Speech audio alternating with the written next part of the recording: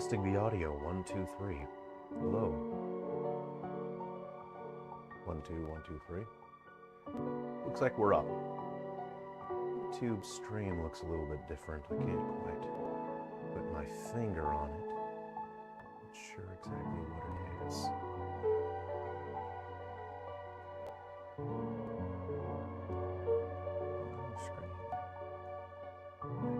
Okay.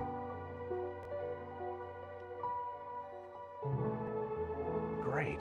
Now let's see if I can get this to work properly. Today I'll be working on a homebrew PSP game. I'm starting with using Battle Fever, which is one of my PSP homebrew games. Battle Fever I launched a couple months ago, and I'll be using that as a base, as a starting point. I'll just go ahead and run it just to see where we are at. Hey, T squared, good to see you. So yeah, please let me know if the audio levels are okay on the music. I haven't live streamed in a couple months and all my settings here have changed a little bit. I'm just gonna send the link to my dad if he wants to see a bit of my live stream here. Sorry, I am on my phone, but it's to send this link to my dad here. Okay.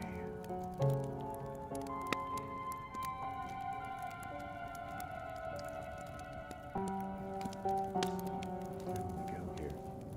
All right, so this is the starting point. So the reason why I'm using this as a starting point is because I've already set up a system, a framework for character movement, character animation, and also a little bit of the battle system. So the game I'm working on is called Dungeon Dusters, and it's just going to be this fun, might be a bit loud, thank you very much. Let me go ahead and dial that down. Yeah, I'm using this as a starting point, so I can just get a head start on Dungeon Dusters. It's just going to be a dungeon exploration game, sort of an action RPG where you beat up tons of enemies. Just a fun game to play on the PSP. The idea I had for Dungeon Dusters was it would be fun if I just pulled in characters from all kinds of different public domain IPs, so we can see all sorts of different characters from old stories be playable. That kind of means characters like Winnie the Pooh and Mickey Mouse from Steamboat Willie, they would be on the table. So I think that would just be fun, and it would just be a fun dungeon crawling beat 'em up game to play on PSP. So we have our starting point here. So we're going to have to create some characters and set up our graphics as well. We'll go ahead and just open something up here just so we have something interesting to look at. Objects. So we're going to have to determine which character we'll create first. And I'm waiting for this project to open. I have clicked on it, but I don't see it open yet. So I need to wait for Unity to open this for me. I've set up a character creation framework for graphics and everything for characters in a Unity project. It's still opening, probably because I have a few things running here. When that's open, we can go ahead and determine what character we'll make first. My idea with Dungeon Dusters is this will be a PSP game that I can just maintain long term. And so, you know, every few weeks I can add a new character, I can add new gameplay mechanics, I can add more environments to play in, more game stages, more abilities, more items, more weapons. So something that I can just maintain long term. That would just be fun to play. I'm kind of seeing how I did my collision system here. Boy, that was a pretty efficient way of doing that. Not too bad, not too bad. Oh, just gonna message my dad here.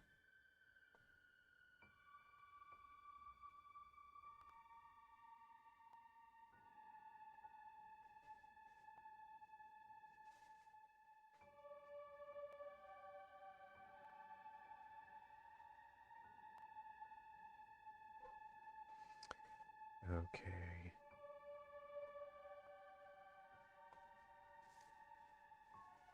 And hopefully this will work.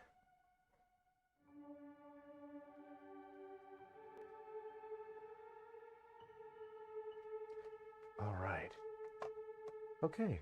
Oh, this was that time I was sculpting that. I was sculpting the Bulbasaur, but I wanted to make it into a Silent Hill, not a Silver Falls monster. So that is this guy here. Yeah, you know what? That turned out pretty cool. I think that was one of my, yeah, I did that video a month or two ago. Yeah, just wanted to see what a Bulbasaur would look like if I were to make it a Silver Falls cryptid. So let me go to my character creation room here. Now, where have I put that room? This is the wrong project. I've opened the wrong project. That's why it took so long. Let me see if I can find that correct project.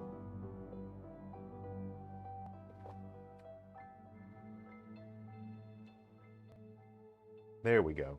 I'll close this one out. That's using way too much RAM.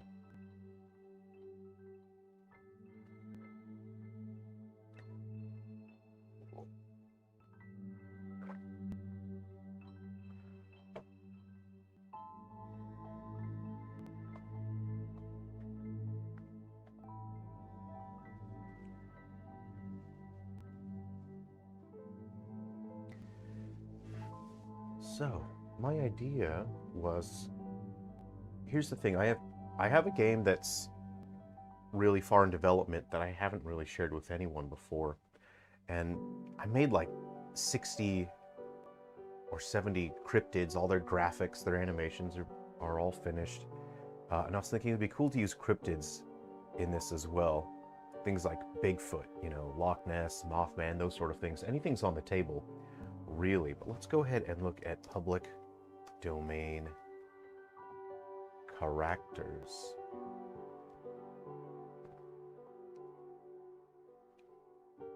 Who do we have? See, there's a lot of characters we have access to. I'm not sure how Sherlock Holmes would work in like in a dungeon crawler action RPG. That's fine. I didn't put the green screen over the back of my chair. Let me go ahead and fix that. Fixing my green screen on my chair. And now it's invisible. There we go. Okay. Let's see. Mickey Mouse. Yeah, pretty much all of these public domain characters. I thought it would be funny if in this PSP homebrew game, Dungeon Dusters, the overall lore was plot holes have opened up all around the world, and characters throughout different dimensions have fallen through the plot holes and they've landed in the game Dungeon Dusters. So you can play as all these different characters. There's so many interesting characters we could pick from. Let me see if I can find my project. I wouldn't mind putting some cryptids in there as well, but I think I've moved that to an external hard drive because it took up so much space. I've got my computer off to the side here. Let's see. No, I think I did put that project on another hard drive. Looks like I did.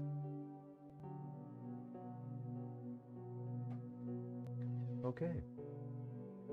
Well, let's see here. This is the PC. Okay, I can put that on the screen. This is where I was building characters for A Breath of Thunder.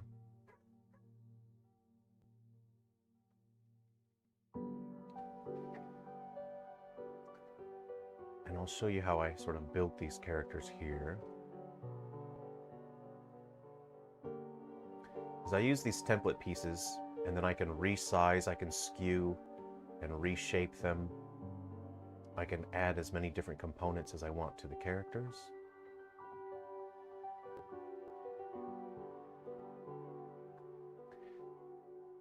And it's about changing the shape and the color. And you attach it to a skeletal system, and it works. So, I actually have some graphics that I could use as a starting point that I did for my project, which I think I might bring in. Let me see if I can bring that in. Let's see. No, I think I have that in a sprite sheet. Let me go ahead and find it here, if I can create a sprite. If I can load that in, and let's see.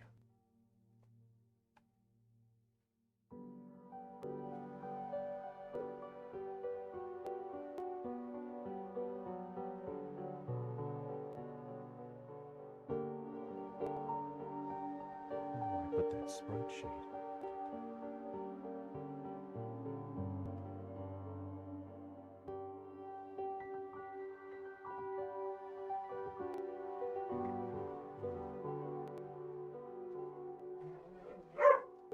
That's my dog barking.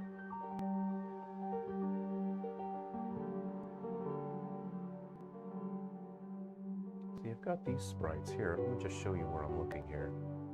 I don't want to put anything that's super secret. So I have a sprite sheet here. Okay. There's 96. Okay. Cool.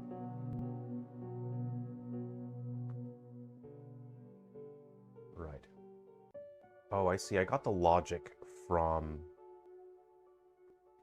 I have the logic in a different game maker project here. And it's sprite. You want to make these into... you want to split this up into a sprite sheet. So we'll go to animation.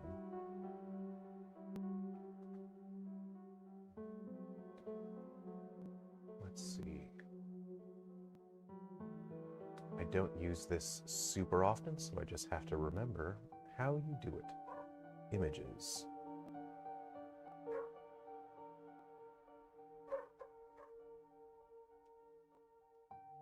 Selection sequence. Oh man, I'm trying to remember how you make this a sprite sheet.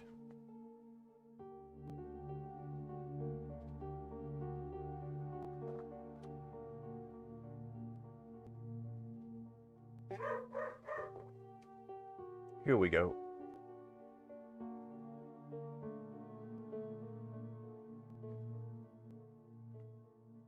I'd move that off screen for a second.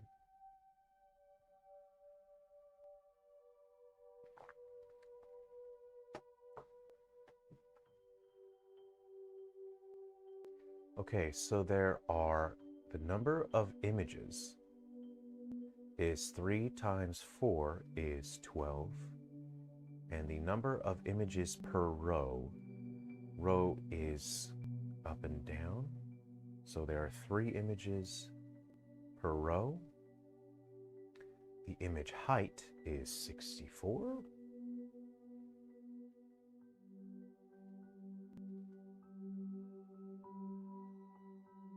What about down here? What about these guys? I want to use those as well.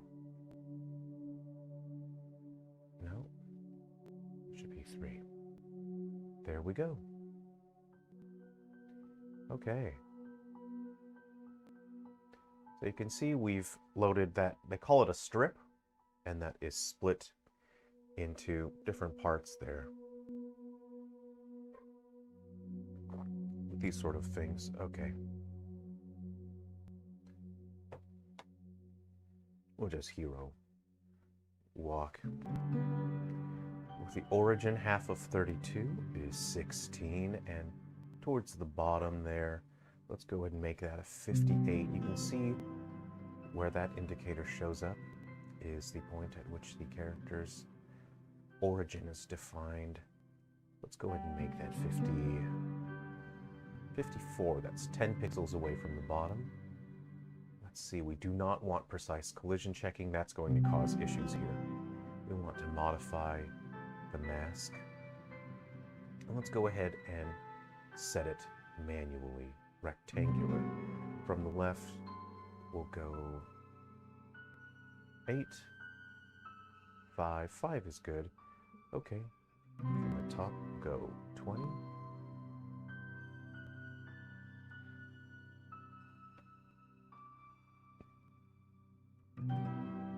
Okay, and this defines the collision box, or the bounding box.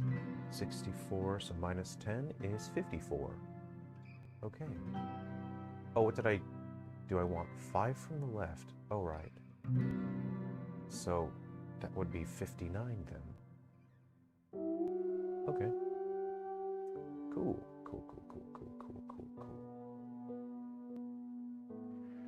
We'll have to have some new game logic to use that. Let me get and open up that other Game Maker project so I can see the logic there. I'm sure I just defined the frames from the direction he is facing.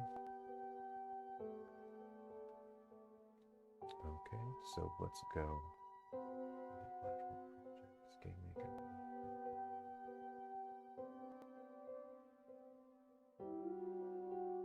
Let's go ahead and open that. Okay. Hello, how you going, Nejua Mario? Did I say that correctly? Hope I said that right. I'm making PSP game today. How are you doing? Good to see you. So I'm working on a game called Dungeon Dusters. This is a game that I will be able to work on for the PSP long term. Are PSPs easily modded to play homebrew? They're extremely easy to do. It's so easy these days. You don't even need to use a permanent mod these days. If you don't want to permanently mod the software, you can do what I do, and you can put stuff on the, what do they call them? MS Pro Duo, is that what Sony calls them? You can put them on the MS Pro Duo, and you just run a homebrew enabler, and that temporarily mods the software of your PSP. If you were to restart your PSP or turn it off completely, the mod's totally gone. So there isn't really risk of messing up your PSP. But even doing a permanent mod is totally safe. It's so mature in terms of the homebrew scene. Will this get a PS3 port?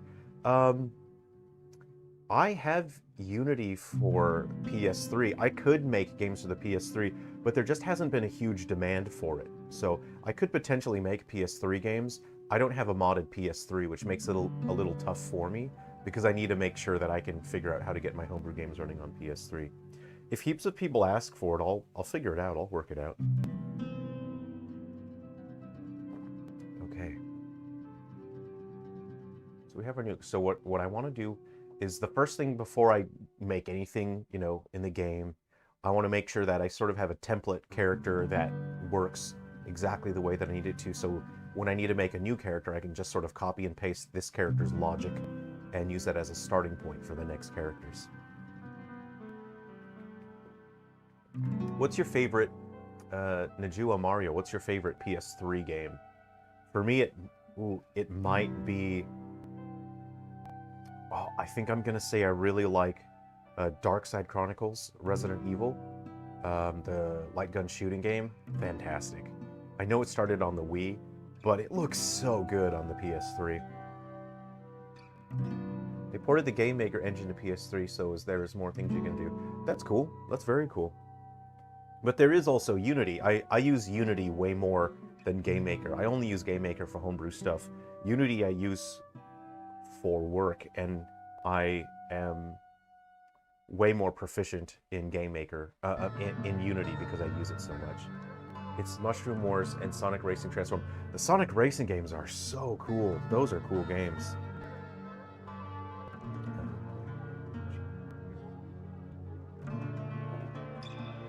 I don't know Mushroom Wars. Let me go ahead and look that up. I'll have to look up Mushroom Wars. So I'm looking at public domain characters because we can use...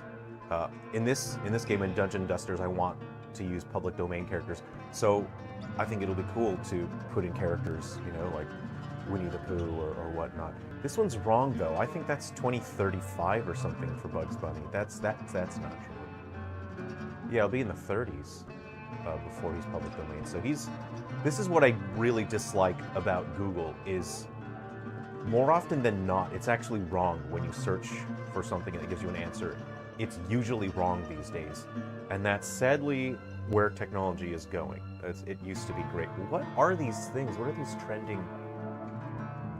I don't keep up with trending topics. Mushroom Wars. Mushroom Sauce? Mushroom Wars PS3. Is this like a tactical RPG? Or a tactics game? This looks cool. Can't roll any points. Let's see what this looks like. Okay. Is this the right game you're talking about? Oh, I could probably make something like this on a decent game maker and put it on PSP. Hey, Delta Zero, good to see you. Thanks for coming to hang out. Mickey Mouse is public domain, but it has to be the Steamboat Willie version. Yeah, this looks cool. This gives me like Choo Choo Rocket vibes a little bit on the Dreamcast, which is very fun, but also gives me anxiety. Because you'll always have a friend that's just really good at Choo Choo Rocket, and then you go up against them and your knuckles start sweating and you're thinking like, oh man. Has anyone in the chat played Choo Choo Rocket? It's worse than Uno. Oh man, Uno gets tense. Right, so, okay, I see 4 players here. This looks like it'd be a lot of fun to have people over and play. This is cool. I'll take a closer look at this later on, but thanks for sharing that. That's really neat. Have they made any more Mushroom Wars games on more modern consoles or not? They're 100% you're going to lose a friend. I haven't lost a friend since playing Mario Party, and I've stopped playing Mario Parties because I don't want to lose any more friends. Not again, you know what I mean? Not again. So yeah, oh, I absolutely want to have Donaru Doku. Is he? No, he's not public domain yet. He's joining soon, but not yet. But Mickey Mouse is, so I will have Steamboat Willie Mickey Mouse in Dungeon Dusters. And in Dungeon Dusters, which is the little game I'm working on for PSP, this is a game that I'm going to support long term, and then every couple of weeks I can just add a new character, I can add new content to it. And it'll just be easy for me to work on something like this. It's going to be it's not just a dungeon crawler, you know, you're going through different environments, but you're just beating up tons and tons of enemies using a bunch of different characters. And the idea behind Dungeon Dusters is that plot holes have opened up all around the world, and characters from different dimensions have fallen into the plot holes, and they've ended up in the world of Dungeon Dusters, where you get to play as them. And I think it'll be fun just to have a huge, you know, beat 'em up action RPG. Of course, there's going to be character progression. There's going to be items and skills and things like that. Make a mushroom person. There's no copyright for mushroom people. That is true. I can make Mushroom Man. That'd be cool because many people forgot HOM. What's HOM? H-O-M. H-O-M, hot older male. Is that what you mean by HOM? H-O-M? It must be. Yeah, it must be what you mean because nothing else seems to come to mind at the moment. Assign sprite logic. I have a script in my other project here that I think I'm going to... I meant him talking about Oswald. Oh, sure, yeah. Yeah, that must be it. Okay. I have a script here called... Okay, this is my other project. This is the JRPG I was working on. Breath of Thunder. I'm just going to copy some of the logic here. Assign sprite logic. Okay. I see what I've done here. Okay. Okay, if global.target sprite ID is equal to 1. Oh! Oh, this is a good way to do it. Yeah. Yeah. I see how I've done it. So target sprite ID changes, so I don't have to make new objects. The player can just change their graphics based entirely on the script. So I'm just gonna go ahead and I'm gonna copy this. That's smart. That's really good. Good job, past me. I totally forgot I did that. I'm gonna copy that, put that in my other project. Okay, that's called assign sprite logic. We'll go to scripts. I can't pass variables or any values to the scripts because it's broken on the PSP. Okay, wrong keyboard.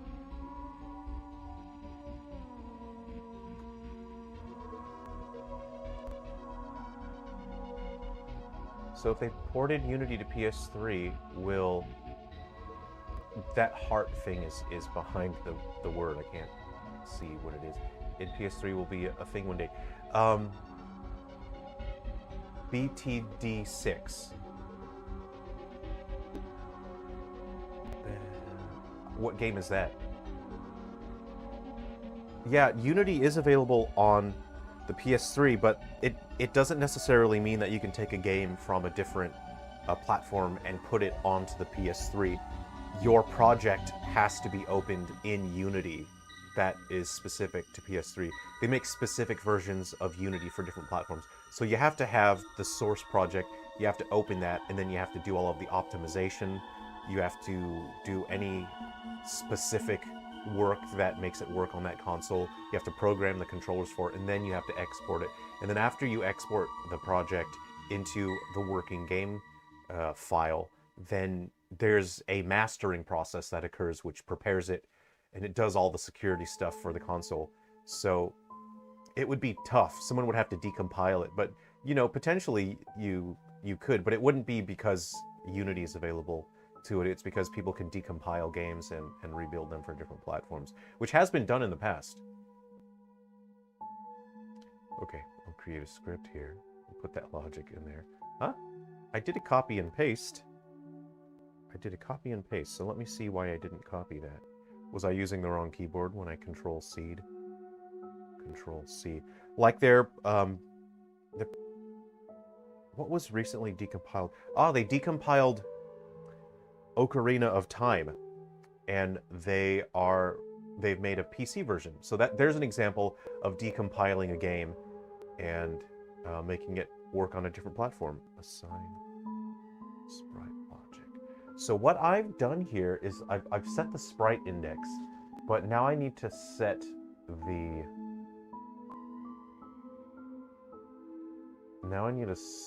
maximum and minimum frames. So let's go ahead and ask Google how to do that. It's a cool looking game. I kind of want to play that now. I want to get some people over to play that. That looks really fun. Game Maker 8. How to set minimum, maximum animation frames in script. You're waiting for Paper Mario PC port because they decompile it. Awesome, that's cool. Yeah, very cool. I think that's cool. Like, it's an older game. Nintendo isn't selling the old game. I think it's fine, you know?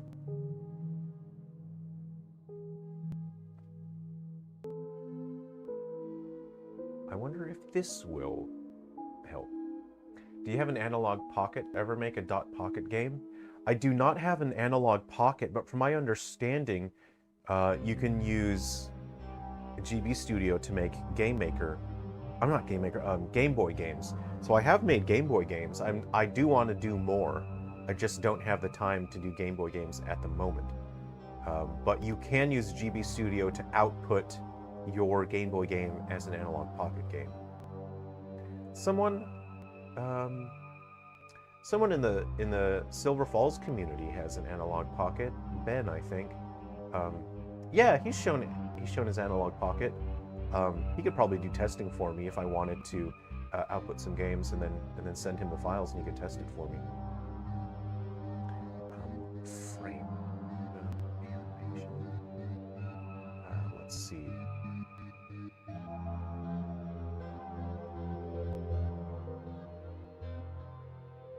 Okay, strips. Okay.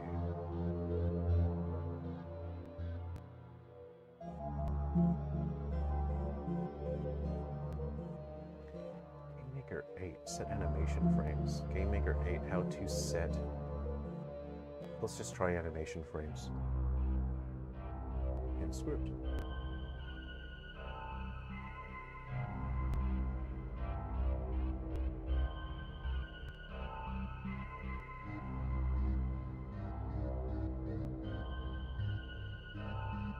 I see the term frames of animation in there.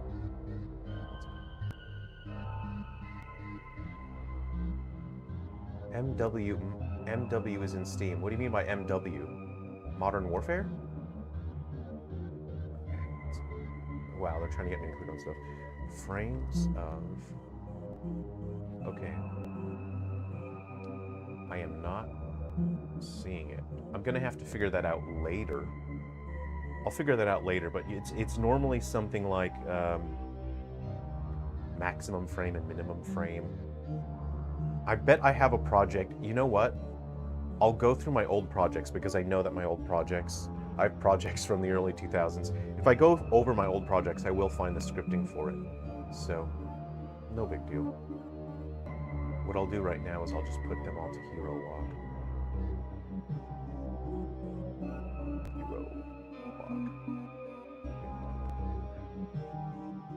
And then I do need to get those global values, which I'm just going to copy from my other project. This is what's useful about GameMaker. If you work in this way, see like image speed, image index, the thing is it doesn't have suggestions, like if you start typing it, it won't show up, like image min? Oh, whoa, what was that? What was that?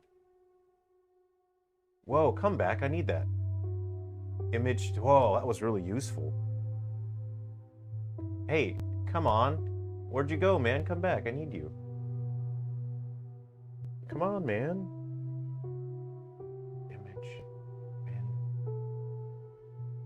It came up, you guys saw that, right? I'm not seeing things, it came up for a second. I would like, oh! Sometimes it comes up. All right, okay. Oh, it's gone to a different screen. Here we go. I have image, speed, X scale. I'm not seeing a minimum and maximum when it comes to the frames of animation. It looks like maybe I do have to separate those things. I think I do have to separate them. Ah, that's kind of irritating, isn't it? I thought I was going to be able to have it all in one sprite sheet, but it looks like I cannot have it in a sprite sheet. No big deal. That's fine. It just means I have to animate everything and then put it in its own file. Not a big deal. This is not an issue.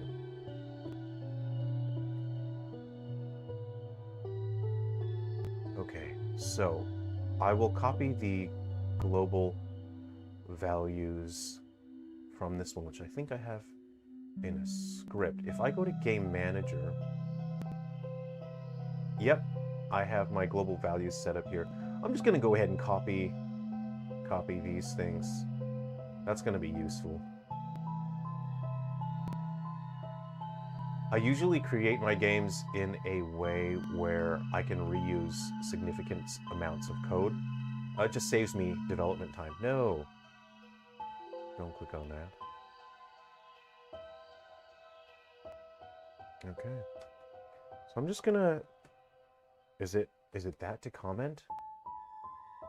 Yeah. All right.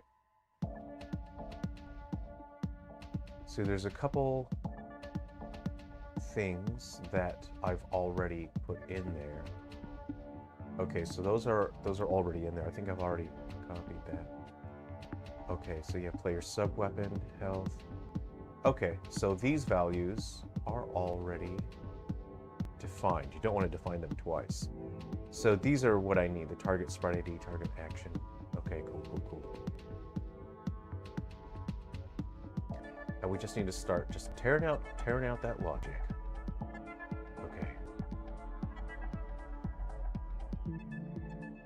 Oof, I put a lot of logic in here. I'm gonna have to look at this pretty carefully. So we want to call that script. So if I go to this guy and execute the script, you might not see it. It went off screen. Okay, and I want to call assign sprite logic. Again, I can't use arguments because it's broken on the PSP. Not a big deal. We can use global variables. I'm just going to go ahead and copy and paste that. And then I'll look at the other project, and then we'll just run it to see if that it works properly. Actually, I shouldn't put that on on the hold. I should put it on the press. That'll actually just save a little bit of processing. Not a big deal. Okay, let me go and just check my logic here. Then we'll run it. So that's player battle, isn't it? And if we run that, let me just check.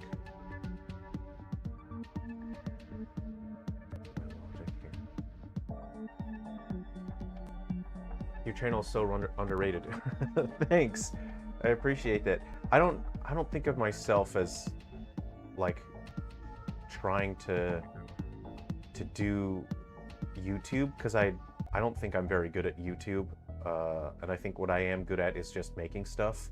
So I'm trying to focus on just making stuff, you know what I mean?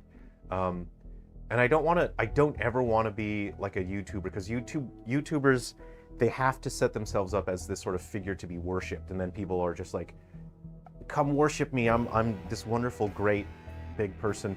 And I really don't like that attitude. I absolutely don't want to even get close to that kind of mentality. So I think in terms of YouTube, I'm the wrong person to have a YouTube channel, to make a YouTube channel. I think I'm just not the right person for it. I would rather just hang out with you guys, and then we're all equal. No one is here to be praised or worshipped. I just want to make video games for you guys and hang out, and then we can talk about games. Any chance we could ever see a PS5 game? I think you could think of so many creative ideas using the controller features. One day. I mean, it takes a lot of money to get set up with Sony and then buying the development hardware. The answer is, you know, if I ever have so much money to where I wouldn't mind throwing some money towards a PS5 development kit, absolutely. Yeah, I'd be willing to make some PS5 games. Right. Oh, guys, please don't treat me like I'm special, and then you over there, EMVK 2002. Hey, good to see you. They ported Undertale with it too. Oh, that's awesome. In fact, in PSX Place, they made a port of a copier of Game Maker Studio for PS3. It's called Game Maker, and it does work. That's awesome. I used Game Maker, it's two separate words, Gay Maker, to put a Game Maker game on PS Vita. So I got that to work. So it does work, but someone helped me get Unity working back for PS Vita again. So now I'll just be using Unity, because I can use Unity way faster than I can use Game Maker. Game Maker, and also Gay Maker. Two things. It was still funny when you did act like that as April Fool's. Oh. Hey, Twin Tails, good to see you. Yeah, Game Maker. If you make a game in Game Maker, but only the older versions, you can use Game Maker Studio version 1, not version 2, but Game Maker Studio version 1. Game Maker will let you put the game on PS Vita. Oh, you downloaded that. We need to crack for 8.1. 8.1 is, look, they're not selling it anymore. Otherwise, I would say, look, piracy isn't great. If it's your only option and you know you're not in a financial position and you want to use it, you know, go for it. And if you are in the position to support these companies and buy their software, please buy their software. But they're not selling Game Maker 8.1 anymore. There is no way to buy it. There's no way to support it. Go, pirate it. Get on the high seas. Pirate this. Get the crack. It's safe. I have a video on my YouTube channel that shows you how to get this and how to set it up. Get it. Make yourself some PSP games. Yeah, if piracy is your only option, like, a lot of this stuff is priced for people that live in this, you know, in USA or Europe, or places where people earn a certain threshold of money. And there's certain countries where it's very difficult to buy this software because it's very expensive for other countries, you know? And at that point, it's like, come on, guys, just be cool with piracy when it comes to making things accessible and available for people. I know some people are younger and they don't have a job, and maybe their parents don't have a ton of disposable income. Let the kids pirate the software so they can use it, you know? I know a lot of people that grew up, especially in my age group, that grew up pirating Adobe software, became professionals, and then, you know, paid for Adobe as adults, you know, so there is that positive part to it as well. I think I'll stick to Studio 2. I hear very good things about Studio 2. I would like to use it, but I am learning a few other game engines at the moment. What do you think of Studio 2? It turned out to be not that special anyway. Let's just go ahead and run it. I'll just see if my logic is sound at the moment. I chucked that in there. I probably have other logic that's going to get in the way, so let me go ahead and just fix that really quick. I think it's on press. Yeah, see? I'll just go ahead and remove that. So what I'm doing, I've started with a different PSP game that I had made, but I created this game knowing that I could use the framework for it in other games. What I'm making right now is an action RPG where you play as public domain characters and you just beat up tons and tons of enemies. Okay, cool. If I run this game now, it should be that once I start moving my character, his graphics will switch over to this guy. So let's go ahead and try it. But I do realize now that I have to split up all of my animations. I tried to put them all into one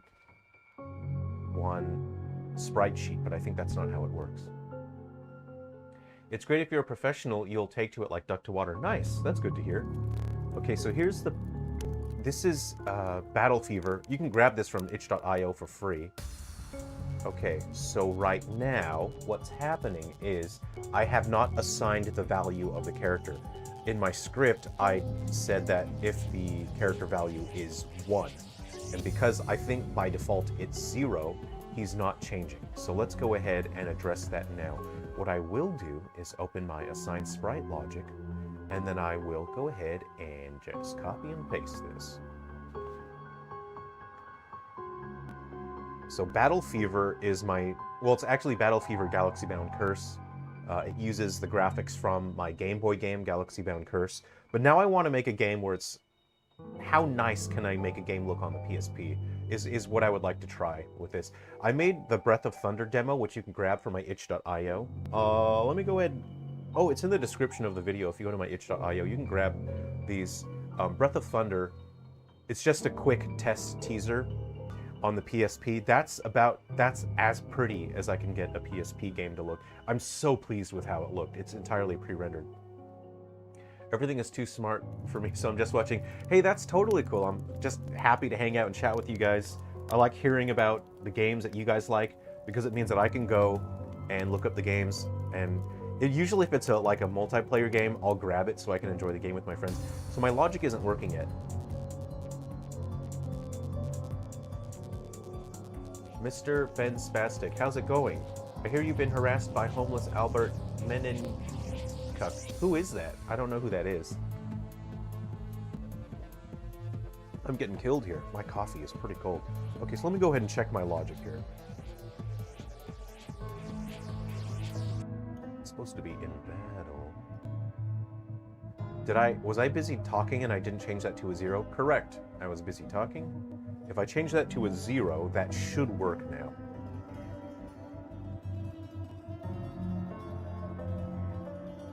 Is this a roguelike?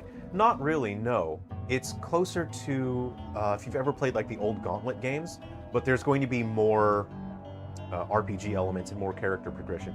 So it's permanent character progression, and the appeal of this game is that there's just going to be a ton of characters. Every couple weeks I can add a new character pretty easily. Oh, the Pokemon. Albert, he makes roast videos shirtless from Florida. Oh, is his name Albert? Oh, I didn't know it was Albert. No, we're cool. We're totally cool. Yeah, we've chatted a couple times. I think he's just like a normal fine dude who's making YouTube videos. I don't have a problem with him. He doesn't have a problem with me. Yeah, we're cool. We've chatted a couple times. I think he's a funny guy. He's cool. Yeah, it works. My logic worked. You see, I changed that 0.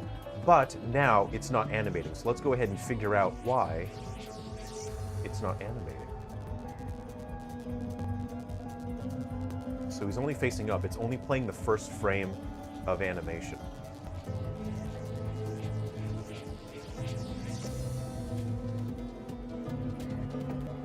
At the moment, I'm expecting it to run through every frame of animation.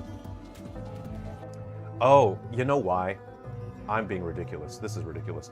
The reason why it's not animating is because every single frame, it is resetting the animation logic. It's starting from the beginning. Let's go ahead and remove that. I'll copy that.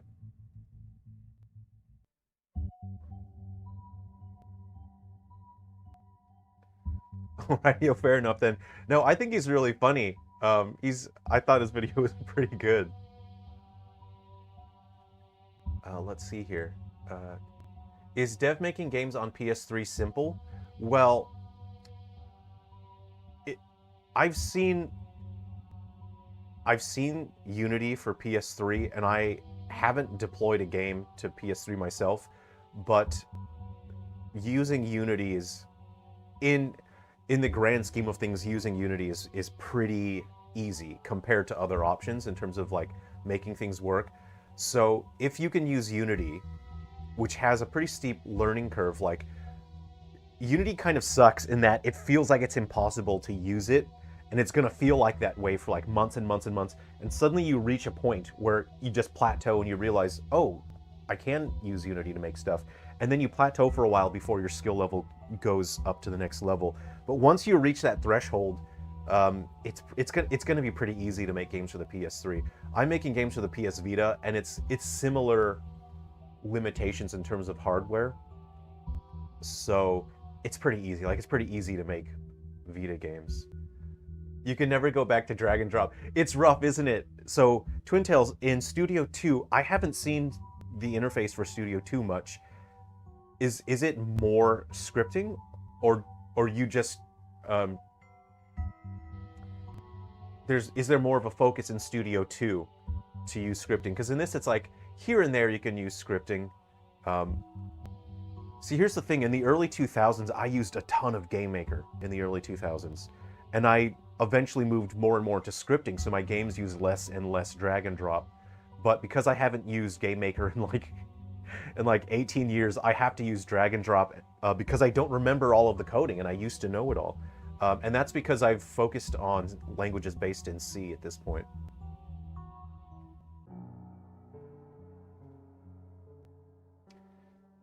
Think about a port of Godot to Gen 7 consoles. I think Godot can already do modern consoles. I'm learning Godot for KaiOS, which is like dumb phones, but also because it uses Lua, and I need to learn Lua to make games for the Playdate, which is not an adult-only game console. The Playdate is for everyone. Okay, let's see if my sprite logic works now I've moved that logic over. In general, in these streams, it's just kind of fun to chat with you guys. I don't get that much work done, but I don't think that's the point. I think the point is just having fun and hanging out with you guys. You can toggle it off in the IDE, but yes, it's more scripting. Cool, I like that. I really like that. I spent so much of my teenage years using Game Maker 6, and I moved to other game engines before Game Maker 8 came out. Oh, there we go. My logic is working now. Okay. And then once you let go, it sets the animation speed to 0. There we go. That worked.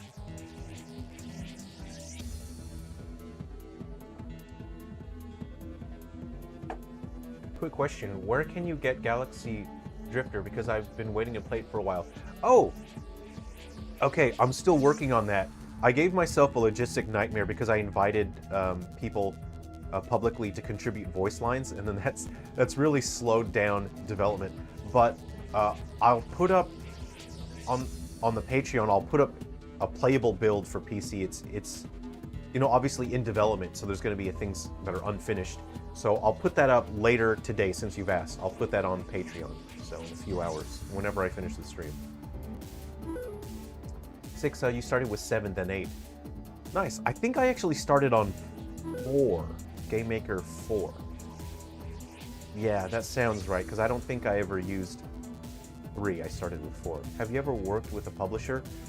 No, and I don't think I will. I like to have total control over what I'm doing. I have died. Okay, cool. No, I like to have complete control over what I'm working on, so I'm totally fine. Even if it means that I don't have a marketing budget and have a smaller audience, at least no one is compromising my vision for what my games are. So Lone Wolf Technology makes ports for Switch, PS4, and Xbox. Lone Wolf Technology. What engines? You haven't subscribed to your Patreon yet. Delta Zero. Okay, are you on Discord? Send me a DM on Discord, and then I'll send that prototype build to you. Let's see here. Okay, so that's you know, I think I'm gonna keep that logic. That logic seems to work fine. I'll have to split that stuff up later. I'll do that later. Okay, and I'll just change the default this so I can see what it looks like. Okay.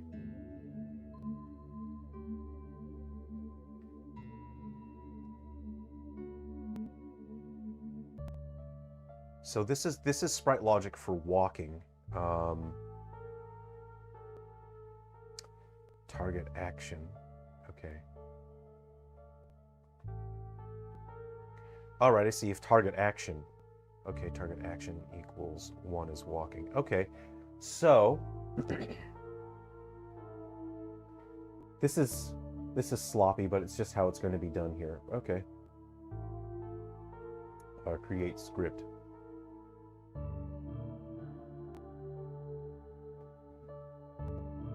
Okay. Let's say play sprite action animation. Action animation. Okay. And what this script will do, it's going to be similar to what this does, but instead of walking or standing, this is what logic will be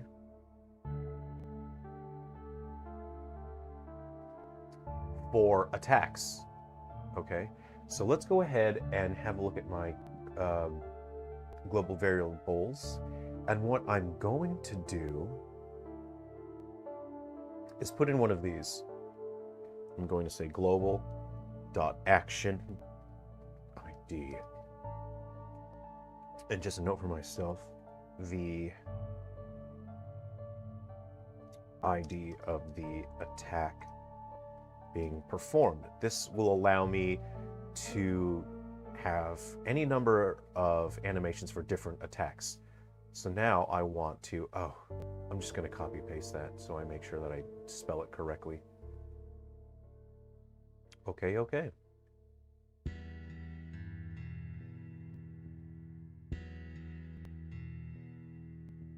I'm trying to think of the most efficient way to put this in.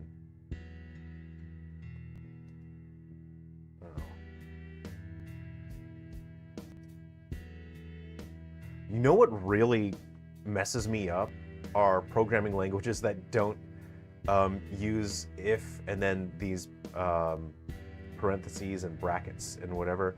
What really gets me are programming languages that require then. If you type if and then you have to put then, oh man, that really throws me off. Okay, let's go at it. And then instead of putting else if, it's like else if, like one word. That always gets me. Okay. Cool, we have some placeholder code in here. So this is called, it's a design or development philosophy in the education system where I learned in Australia. They refer to it as a driver and stub. So you're not putting the full logic in there, but like placeholder logic. So you can just fill in the logic later. So functionally, it works, even though it is not actually doing the thing that you want it to do. It's just like a placeholder action.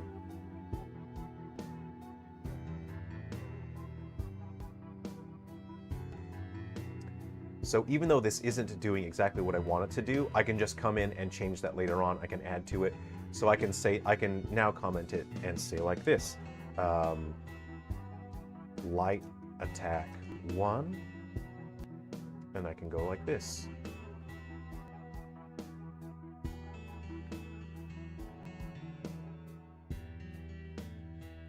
Light attack 2, and you can see it. Then all I have to do is load in the new sprites, But then also this takes into account the direction as well. Okay, let's say heavy attack.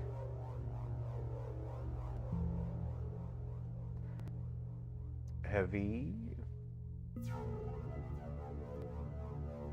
attack, and we'll change that to 2. There is some slight input delay on my capture card, so I feel like I'm fighting the effect of an enemy stand or something that it's a couple frames behind. Let's go ahead and say special attack, special, you know. And you know what, like, I may not necessarily use this, but I will leave the logic here.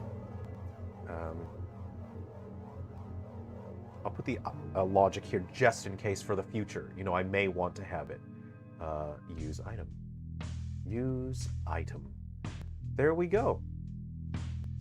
So now the logic is there, even though the sprite data doesn't exist and I haven't defined it. This is called creating a driver and a stub. You know, or a driver refers to a stub, and then the stub, you know, it can be empty. But the driver drives the logic. Or you can, I mean, it could mean that a pirate is driving a bus and he has a peg leg, and so his peg leg is a stub. That's what it could mean as well. All right. Okay. Cool. So now let's go ahead and just show how it would work. So I think the A key, did I put a comment in here? Oh, I remember now. When you're using Game Maker for PSP, comments will cause your game to break. So I think you can't put comments in. I think that's why I don't have comments in here. It's something like either the game won't build or the game will crash or something like that. Otherwise, I would have more comments in here. I'd have to check my notes because I took a bunch of notes on what's broken. I just feel like there was something weird. It was something like that. That may not be exactly it, but I think it was something like that. Okay, so this is weapon logic, right? So I will go ahead and go control. Let's see here. Animation. And then we'll play the sprite. There we go. That's it. So now once I put the actual sprites for attacking in, all I have to do is update this script to reference the actual animation, and we'll use the animation. And this is all the logic one character needs, so if I want to make a second character, all I have to do is copy all of this, copy, paste, and then I'll just change that to a 1. Now I have a second character, so I don't have to create a brand new object. I only have one object for the player. Piece of cake. So where can I join your Discord server? Oh, let me go ahead and get the link. I'll put the link in the comment section now. It's always good. We chat about all sorts of stuff. We get to hang out. I'll put that in now. Any news on Clash of Ball updates? So, oh yeah, okay. So right now I'm doing a fan, I'm calling them special stages. So I'm doing like a fan game crossover with Clash of Ball, and it's gonna be Dragon Ball Z. And I thought at first I was just gonna do like one background theme and that was it. And then I realized that I would rather split stages up into arcs. So the first 3 stages of the Dragon Ball Z Clash of Ball crossover is the Saiyan Saga. It's the first 3 stages, and the characters there and the environments will represent the Saiyan Saga. And then the next stage will be the Frieza Saga, so then the graphics and the characters on the stage will be different. Then it'll be the Android Saga, Cell Saga, and then the Boo Saga. So there's 3 stages of Clash of Ball, so it'll be 15 stages. And that's gonna take a little bit longer, otherwise I would have had it online for free by now, but I realized it would be so cool to do the sagas instead, so I've done that. Let me go ahead and grab the Discord link. I've opened it on the wrong computer. Okay.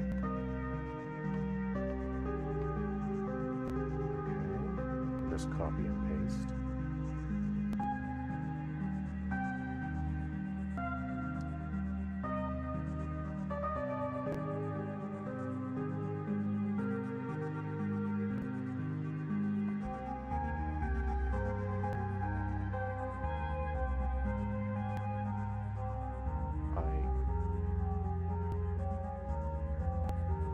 copy the link and I paste it into the chat.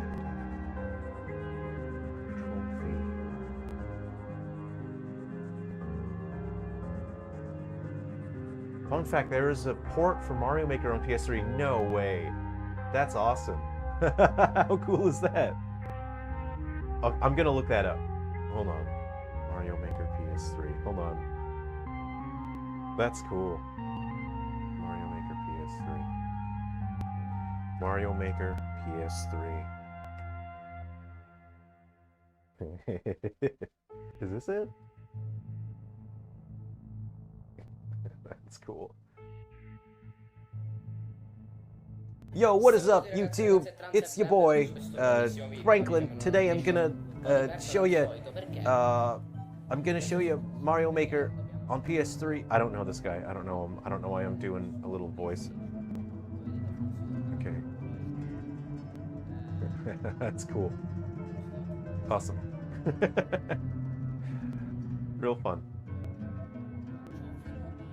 Oh, so the fan games that I'm doing for Clash of Ball, they're going to be available on the PC as well. I'm doing a WebGL build, so you can play it in your web browser. Okay.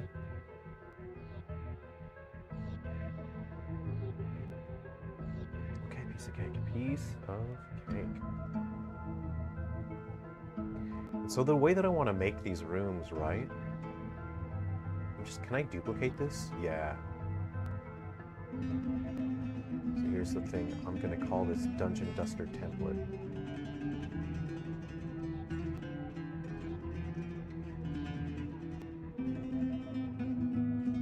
Dungeon template. This is, yeah, I would just call this an action RPG. I wouldn't necessarily call it a dungeon crawler because I want to have outdoor areas too, you know. So I think that's my heads-up display object right there. What is that? A battle heads-up display. Okay, cool. So we're just gonna go ahead and open that. I think I put that system, right? I put that in system. Battle heads-up display. All of our logic is in here. I think I'll keep... It's faster for me from a development standpoint. Instead of using, like, bars for the health, if I just put the number in there, it just saves me so much development time. And I don't know what the performance implication is if I use bars or whatnot. But again, because I don't really make money on these games, I need to make sure I need to save time on certain things. So we don't really need something like a high score being drawn, but I do want, like, you know, other things. So you have the player health, right? Global.player health current. Okay. So let's also,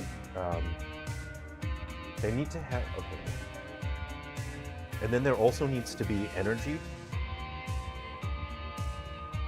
Maybe I should, maybe I will add like, maybe I should put some meters in. It just depends. Like I said, I can work on this game long-term over time, you know.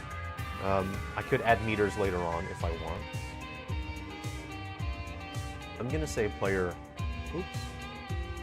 energy current, and this is like using your special attacks, right? Let's just keep it low for him. That's for your special attacks. We also, there's going to be keys, right? Like you have to have keys. There's locked doors in the dungeon. Keys. There's like a key system as well. Okay. So let's go ahead and draw the energy beneath health. I'm going to copy and paste it, and then I'm going to go ahead and change that to player health current, player energy current. Now we have the view, because the view can follow the player around the room, so we define the view, X view, and then view 0. Okay, so Y is +7, so I'm just going to guess that it's probably 20 pixels, right? That seems like it'd be too much. Let's just call it 20 pixels and see what happens. No, I already know that's going to be way too much. Let's just make it 20 pixels. Okay, and I have something here as well. This says draw text HP. And let's just go EP for energy points, you know. let's go. 13 pixels feels too small now. Now that I'm thinking about it, now that I've said that, and it's sort of rolling around in my head a little bit, it sounds wrong. So if we run the game now, we should see another value beneath HP. You ever make a Mario Maker level? I've never published any online. I only made, yeah, I've played Mario Maker, only socially. I'm a social Mario Maker. I'm not like a, I think it's dangerous to do Mario Maker alone, you know what I mean? So I only do it socially. So I was right and also wrong. So I got the number of pixels for the text correct, but they're just too close to each other now. But you can see just that little bit of logic that I've added in. Now it shows my HP and my EP. But again, you know, when I first launch Dungeon Dusters, I will just have the numbers. Later on, I'll add some bars, you know, when I just have more time to work on it. Okay, cool. Cool. Now these stages, like that's, I think I saved myself time, and I actually just use the actual graphics from my Game Boy game. But this game is going to have the graphics built in Game Maker itself, so I'm just going to go ahead and space that out a little bit now in my battle heads-up display. T-Squared, have you made Mario Maker levels and then shared them? I might, maybe like 4 pixels will be enough, right? Let's go ahead and just add 4 pixels to it. 4 pixels.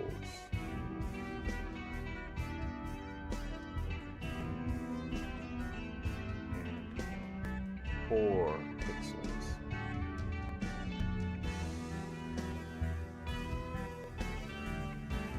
Okay, look, I'm only doing this because Unity for PS3 is not supported anymore. You cannot obtain it. It's discontinued.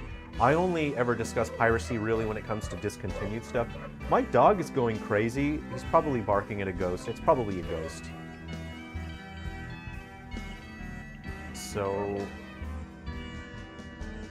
yeah, I only ever discuss piracy and stuff when it comes to like discontinued products. I obviously do not advocate piracy and affecting, you know, anyone's bottom line when it comes to their business, but let's just look at archive.org. Hey, Rashad Z, good to see you. Thanks for coming to hang out. I'm making PSP games.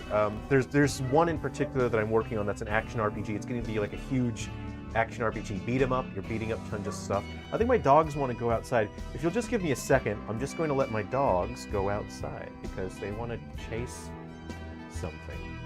So let me go ahead. And where is it? Okay, here we go. I gotta.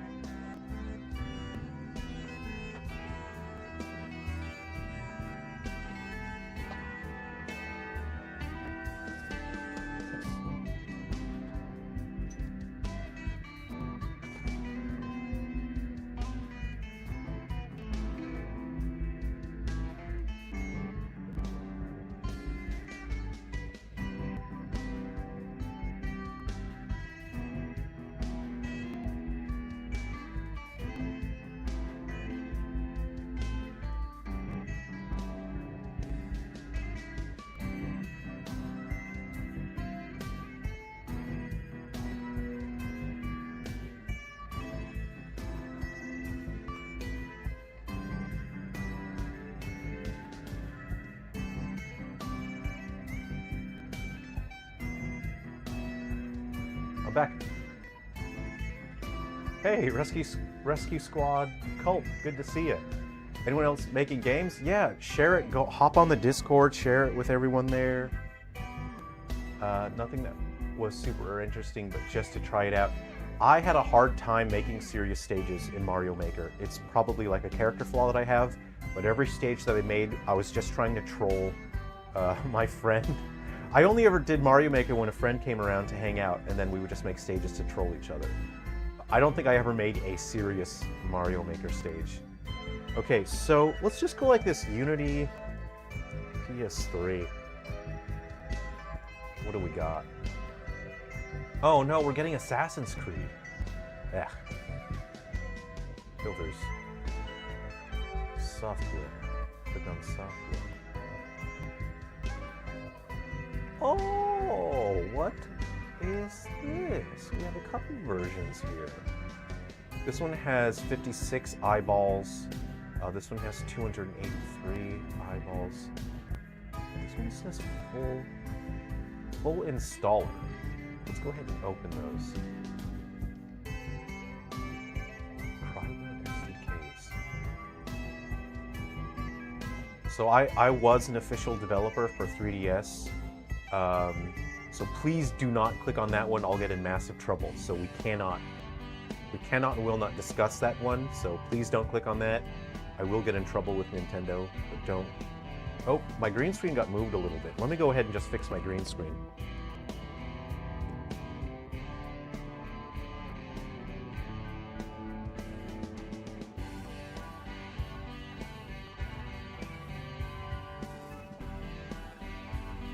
Okay, cool.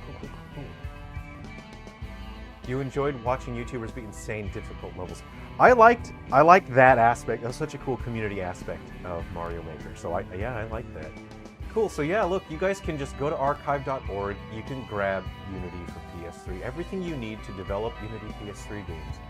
This one says easy installer created by True NTG. Cool.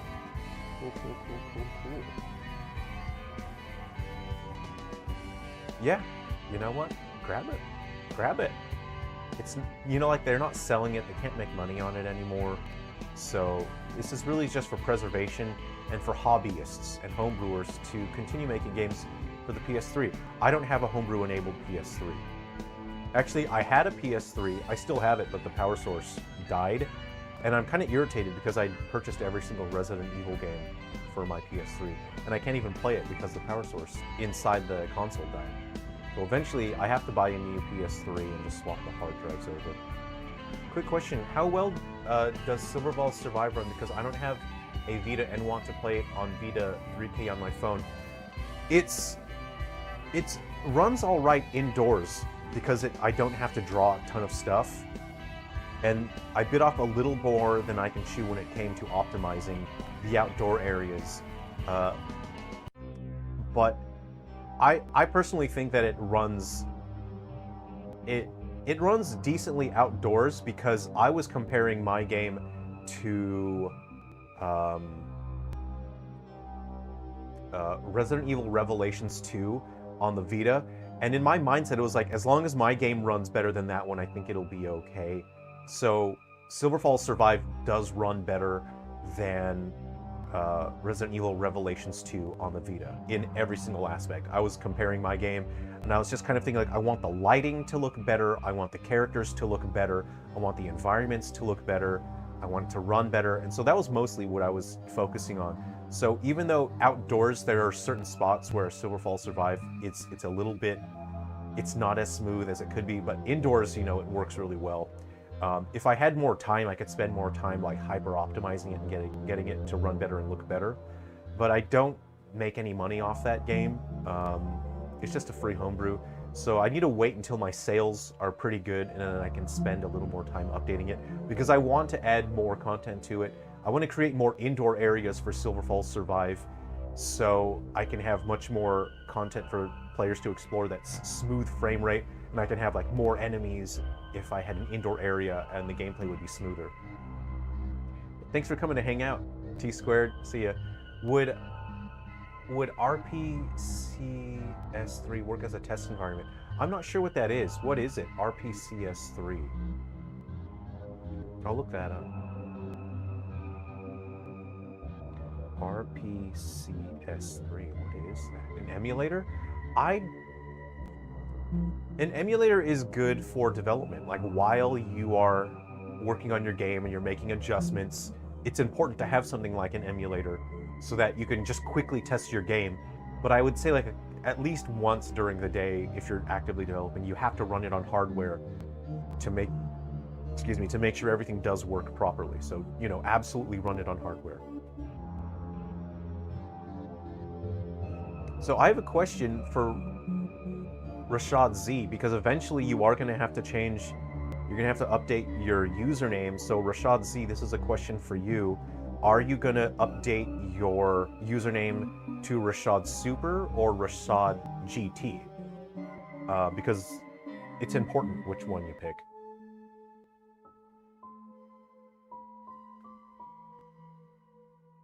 Dungeon Dusters. The emulator is still heavily in development, getting updates every day, which is why it isn't the most reliable. I see.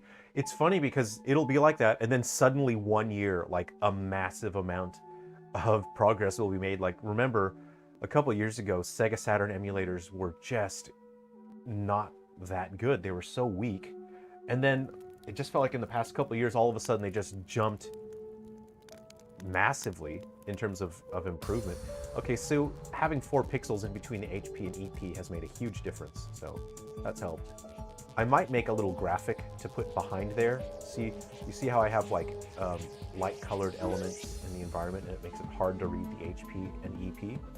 So that's something that, you know, you can just add a background graphic to that, and then it'll be protected. Take care, EMVK2 2002. Good to see you. All right, we'll see you later. Okay, cool, cool, cool, cool, cool. So I want to clean out this here, my dungeon template. I would like to clean this out. So what is a good way to do that? How do I delete? Delete underline, okay?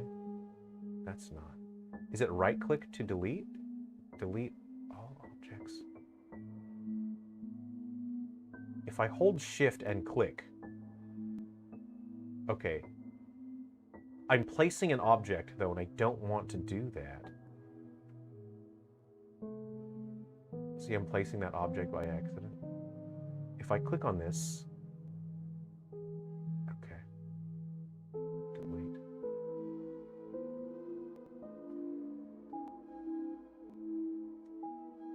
Delete all objects under cursor. This is, what if I press Alt and click? No, it's still placed an object. Okay, that's annoying. I'll just right click and delete, unless there's another way to do it, which I don't see.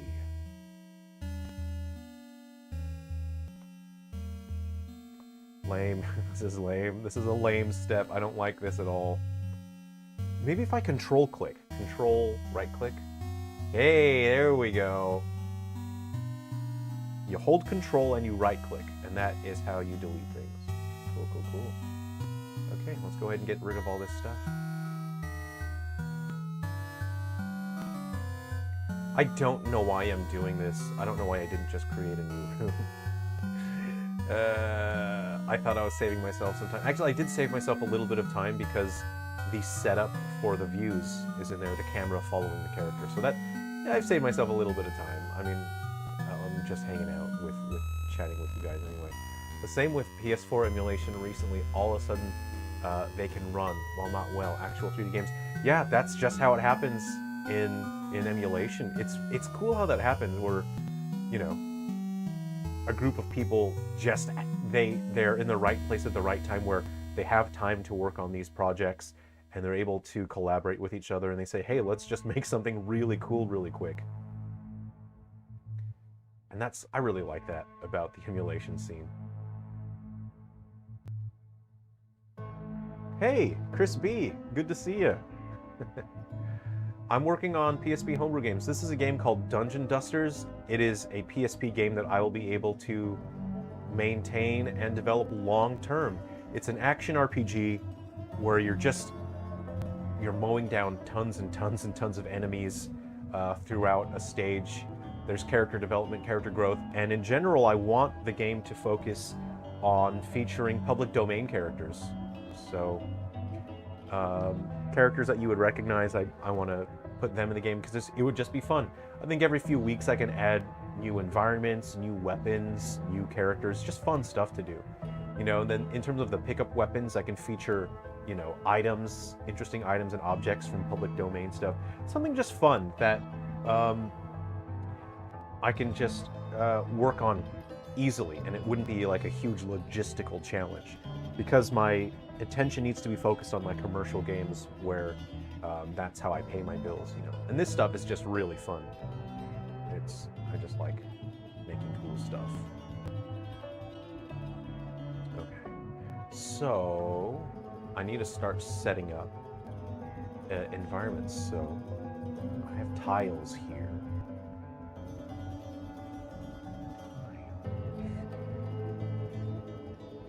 You know what? I'm going to be honest. I've never really used the tile system in Game Maker. I wonder if I should learn that. Did I learn that? No. I should probably learn the tiles, huh? I probably should. It would save me a lot of development time. I might look that up later. Okay. Anyway, let's see. Create a group. So let's go ahead and just say like, this is going to be environment. I can't spell sideways, can I? Environment. And this is, I could launch this, you know, within the next day or two because I don't have to have a full completed game. I can release this, you know, in stages and say it's a development build, this and that. And it's going to be constantly in development. So just something I can work on and maintain for the foreseeable future. And this will be sort of like the PSP game where I get to just make something fun. I notice you are using GameMaker 1. This is GameMaker 8 or 8.1.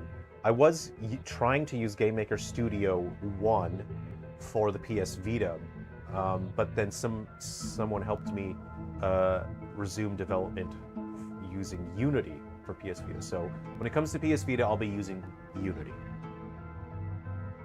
BTW Silver Falls cooking game when? So actually, that's been in planning, not active development, but planning for years. I think if you look at the code for 3 Down Stars, the first Silver Falls game, if you look at the code, there's actually code linker data for Silver Falls cooking. Is subs. Hey, good to see you. Random question, do you like Monster Hunter? Absolutely. Oh yeah. You know what game kind of freaks me out? Is Monster Hunter, is it 4? On the 3DS? Because I've been a 3DS developer and I know how challenging it is to create games for 3DS, I see games like Monster Hunter and Xenoblade, and it just like, it freaks me out how great those games look. Interested how you got around Unity PSP issues, if you're allowed to say. Or you probably meant Unity Vita. I don't think I'm not sure, because I got the feeling that I'm not really allowed to talk about it. There, like, I'm sure if you go on like there's a couple different methods to get around it. I'm sure if you went on like the homebrew forums for Vita, I'm sure people there will absolutely help you. But I was sort of given the feeling that I probably shouldn't discuss how I was able to resume Unity for Vita. But it's absolutely possible. There seem to be like some solutions around it. So check out the Vita homebrew scene, and they will absolutely help you.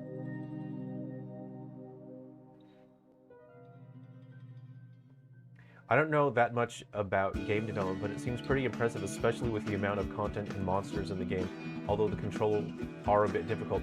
Oh man! So you're on the topic of Monster Hunter, like, if you go back and play Monster Hunter on PSP, I think your brain will fight back against you. Your brain will rebel because the controls are not what we expect out of a modern game. Like, we expect a modern game to feel a certain way, and when you play Monster Hunter on the PSP, it's like, it is not what you expect it to be.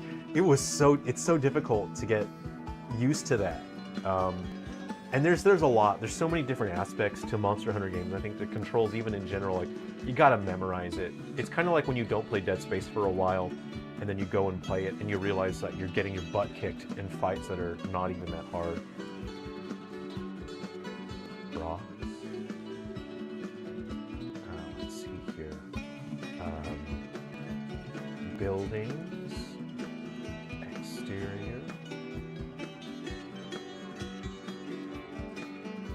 And then buildings. Interior. Cool.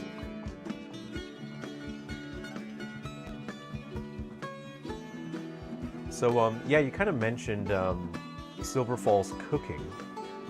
I have been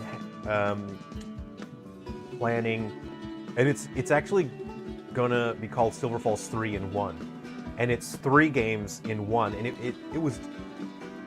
There's so much careful consideration you have to do when planning this sort of stuff, and you have to sort of consider the brand that you're creating. So the Silver Falls 3 in 1 is going to be cooking, lumberjacks, and watchmakers. So that's what it is.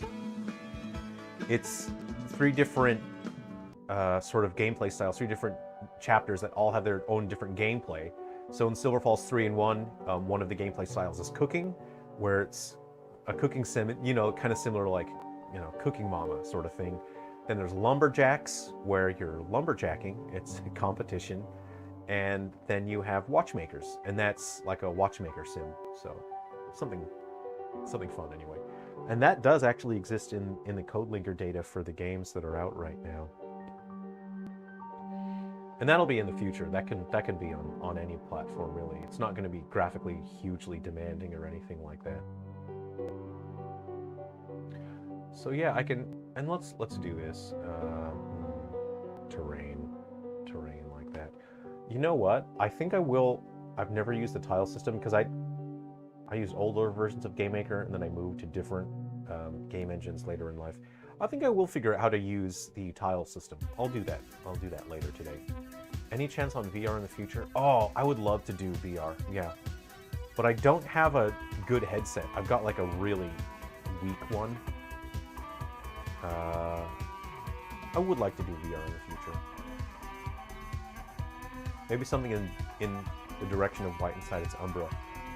Yeah, actually, so years ago, I was actually working on Silver Falls Vein Resistance, and that was going to be a VR game, but I just didn't have the experience as a developer to make it function, you know. You really do need a certain degree of competence and experience in just game design in general, and then to take that into VR is something else entirely, especially if you have like a scope for your game that's a little on the ambitious side. If you don't have the experience to make it work, it's just not going to happen. Whoa! This is one big tile. Okay, so I've clicked on one big tile here. If I click on that, that's one piece, okay?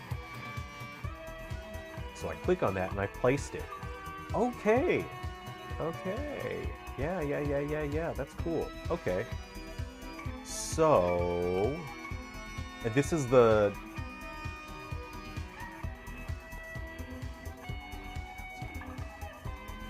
Okay, look, I'll figure this out later, and then I will make it work.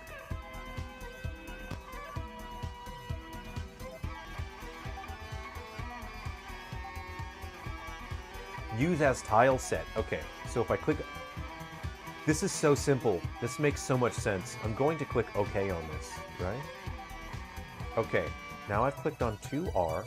Ah, look, guys, we're learning. We're learning something together, and together is how we'll make it through. Okay, so if you hold Shift, right, you can select multiple things. Now, if I just sort of click that, sick. Okay, so multiple things came out. I'll figure it out. I'll figure it out. This is cool. Nice. Okay, I need to learn the tile system. Or the layer system. If we click on, okay, nice. Okay, I actually like this. I like this tile system. VR games are very finicky and difficult. There's so much design consideration that goes into VR, yeah. Isn't the Quest 3 okay? I think the Quest 3 is really good. I mean, it's a couple years old now, right? But that one is still a very good unit. Optimization is hell.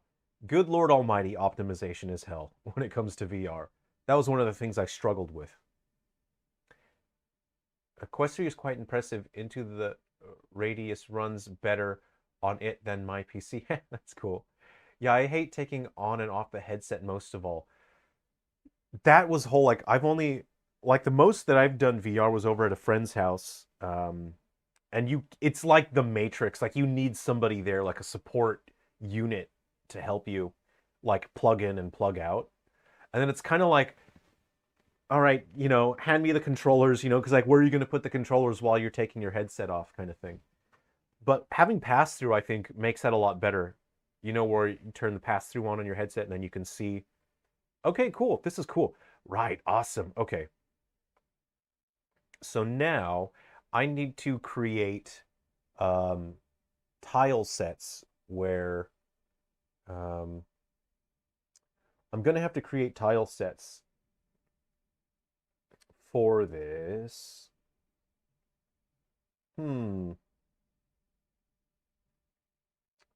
So I'm going to have to pick some themes here.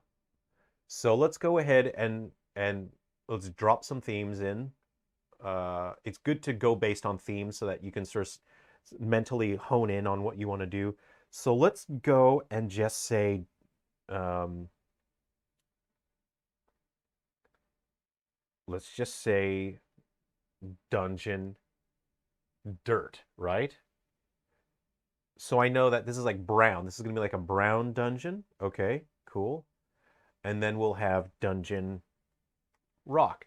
And this will be like a gray dungeony sort of thing.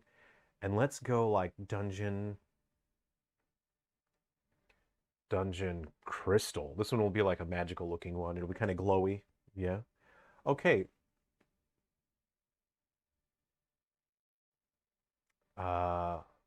I'd say that's fine. That's fine to start out with. And then let's go like forest or something, Cool. Cool, cool, cool, cool, cool, cool, cool, cool. I want to have like some degree of town exploration where you can walk around the town and whatnot. That's why the best running and looking VR games have an art style like Underdogs and Walking Dead Saints and Sinners or Lies Beneath. Having a stylized aesthetic for a VR game absolutely is such a good idea. Because if you go for hyper realism, you need super powerful hardware, and not everyone has, a $4,000 PC setup. I just want to see this working here, right? So I just want to make sure I can get this to be what I expect.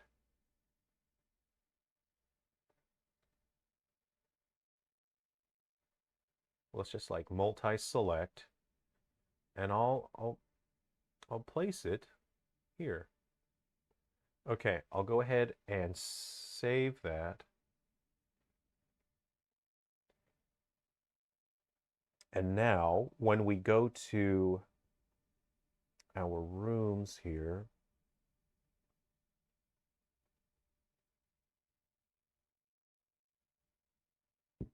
okay, we have object go battle. Let's go ahead. So we have these teleports. I have a folder in here called teleport. It teleports you to different rooms. Instead of going to battle 1, we're going to go to the template. Dungeon template. Hey, Super Smash, good to see you. I'm working on PSP homebrew games. Just heard Tango Gameworks got revived. What do they do? I don't know them off the top of my head. You guys don't mind if I just eat some snacks, right? Like I need some calories so I can keep my brain functioning. This is Cowboy Mix. I opened it upside down. It's got a bunch of stuff in it. It's got good stuff in there. It's pretty good.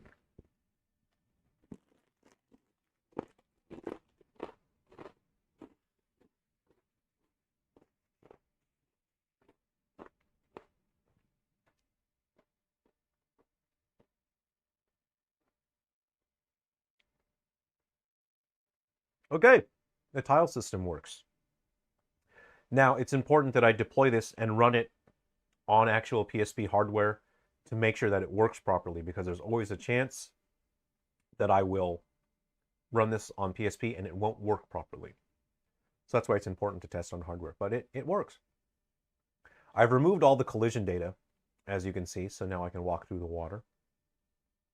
I'm using one single object for all of the collision data, and the reason I do that is because it saves on a huge amount of programming. When I mean programming, I mean this ridiculous drag and drop system. You can see that I have to sort of put in colliding with certain objects. There's a way to do that programmatically to check for objects. I don't really want to do that though. That studio was the one that got shut down early this year from Xbox. Ah, I see. Craft and revive them and plans on finishing. Oh, Hi-Fi Rush. Okay, cool. They're going to expand Hi-Fi Rush. That's awesome. Okay.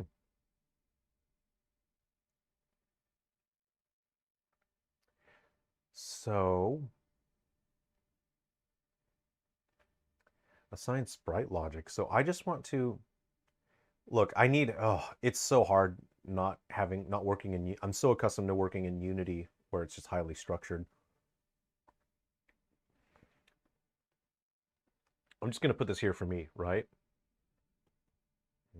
Playable characters. Okay. So I will say we have to start at 0 because there's no such thing as a like, there has to be a playable character. Okay, so 0, I'm just going to have to pick. And I did say I wanted to go public domain. So let's just go ahead and see. Let's have a look at our public domain and see who's there.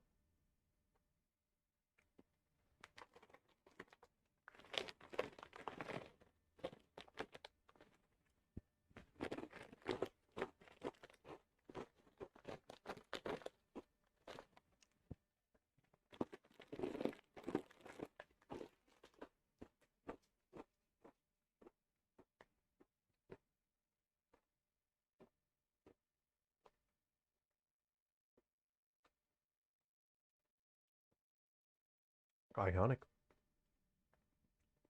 You know what? I think Robin Hood would be a cool one. I think Robin Hood might be a good candidate. Let's start writing down candidates for who might be a good starting character. So I'll just put it here. I'll just type them out here. Robin Hood might be a good one. Start. My caps is on, isn't it?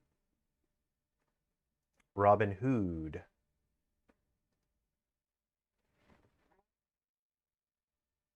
Okay. Look at all the ads that are on this page. Tango Gameworks lives. That's awesome. Yeah, it's awesome. Especially because Hi-Fi Rush it was so well made. It had so much personality and style.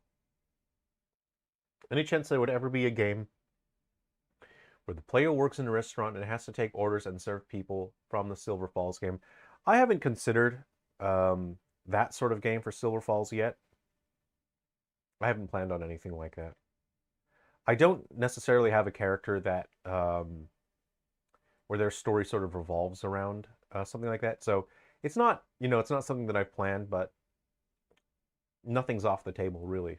I mean, my first DS Silver Falls game is Get Drunk and Kiss Your Friends on the Lips simulator. So, anything can happen in Silver Falls.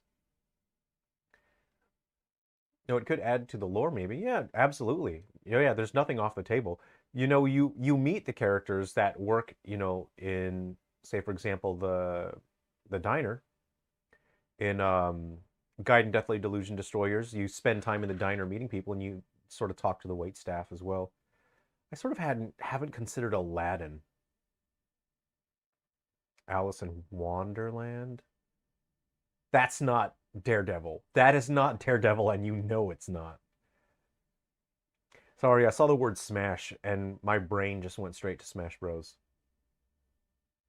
Russell Crowe is public domain. Russell Crowe is not Dr. Jekyll and Mr. Hyde. No, thank you.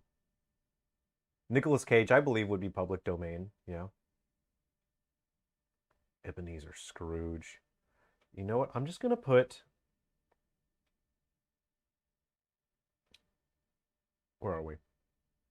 I think Bigfoot's a good candidate. Bigfoot. That's a good candidate. Let's see. Ebenezer Scrooge. Okay, this is where I actually. His name isn't Frankenstein. It's Frankenstein's monster. Actually.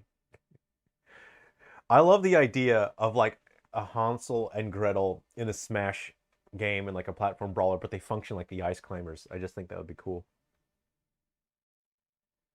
Hercules, John Carter, King Arthur, boring. Zombies. Peter Pan. What does he do? He's got like a little knife, doesn't he? Peter Pan looks too similar to Robin Hood, though.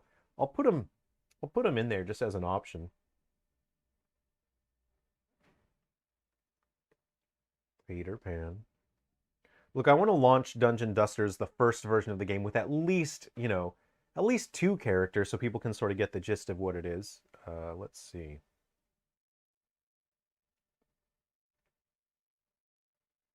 Not, I don't want Phantom of the Opera if it's looking like that. A fatality move of putting the enemy in an oven. That's a little bit of Resident Evil 6 vibes where you had to grab the dude, like the body parts, the Ruska Plungy, and stick them in like the sort of the meat grinder, or you put them in like a boiler thing to boil them. Pinocchio. Oh yeah, Pinocchio's got a. We're putting him. He's potentially in the base roster for launch. Pinocchio. Pinocchio. Pinocchio. There we go. Boots and Boots. Rapunzel. I don't know about a base roster character. She'd be like a cool mid-ranger though, right? With her hair. So it'd be hard, like rushdowns would have a hard time getting in because she has good anti-air, or anti-hair, as it were, with Rapunzel. Yeah, yeah. That's I put Robin Hood on the list. I'm not sure how Sherlock Holmes would function in a combat setting. Don't kiss women who are unconscious is just what I want to add to the conversation.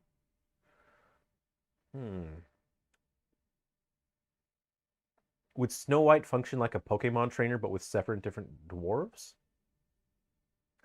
Tarzan. I don't know that one. I haven't seen that, I guess. I like to think the Three Musketeers would function like a Pokemon trainer where they switch out and then they have different abilities. I I have to have the Wizard of Oz characters in this game. So we're just going to put them in the running here. Dorothy. Dorothy. Tin Man. Scarecrow. Lion.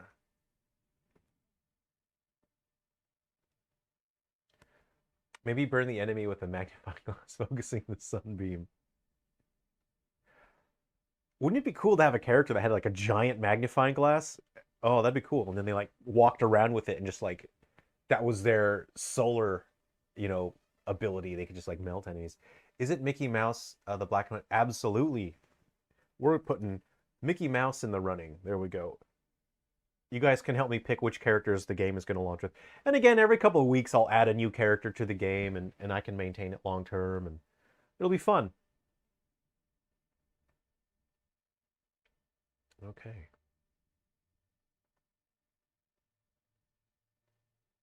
What website was that one? Character Hub. Was it what's Sandman?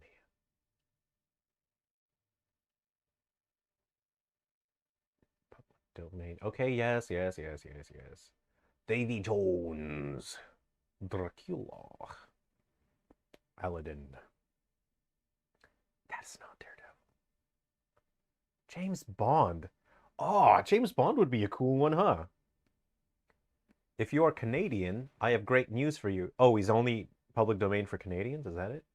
That's why I recommend Oswald, since he was forgotten by most everyone. You know what? That's a good idea. I could have both of them. They're both public domain. They're both public domain. You know what? We can even do like we can let the community vote. So every couple of weeks, we'll put a poll up and people can vote for the character they want added to Dungeon Dusters.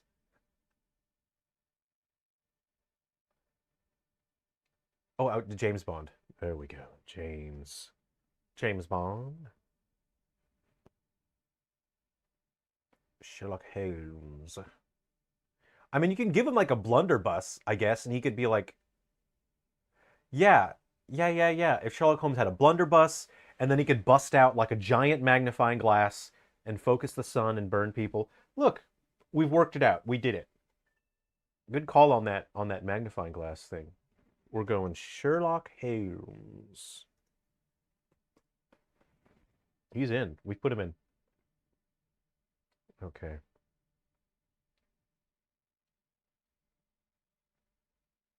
Oswald's a rabbit, though, isn't he? Yeah. He's a Oswald the rabbit? I feel like Lupin. I think Lupin is public domain at this point. Yeah. Lupin's been around forever, I'm sure. Let's see. Is Lupin public domain? Surely. Yeah, in 2012. Huh.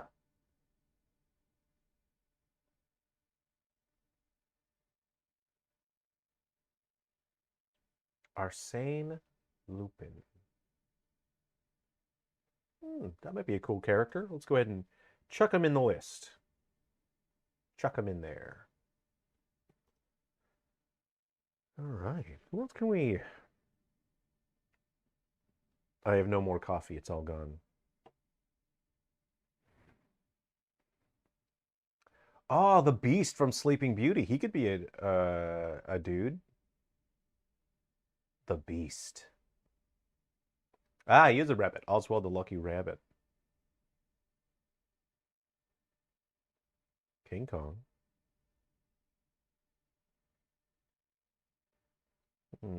Gulliver. He's just like a dude, though, isn't he? Just a normal dude. Lupin's cousin, Dupin. He's who they call when Lupin's busy, and they need like a budget thief. They get Dupin. You know what? Hercules might be a cool one. Let's put Hercules in there. Hercules. Snow White, kind of like Olimar. Throw dwarves at the enemy. I like it. I like it. I dig it. I like that mechanic. Because I'm kind of thinking, right? So we make Dungeon Dusters, and then Snow White, like all of her moves suck, but she starts out with 7 dwarves. And so when she does an attack, like one of the dwarves will do something. I like that idea. Lupin is a thief. Sherlock Holmes is a detective. Oh, you got it. Jack the Ripper.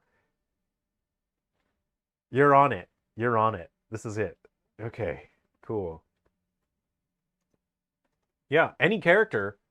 This is basically, I want this to be kind of like just like a game, like a community kind of game where people can just chuck in ideas and contribute. That's a great idea.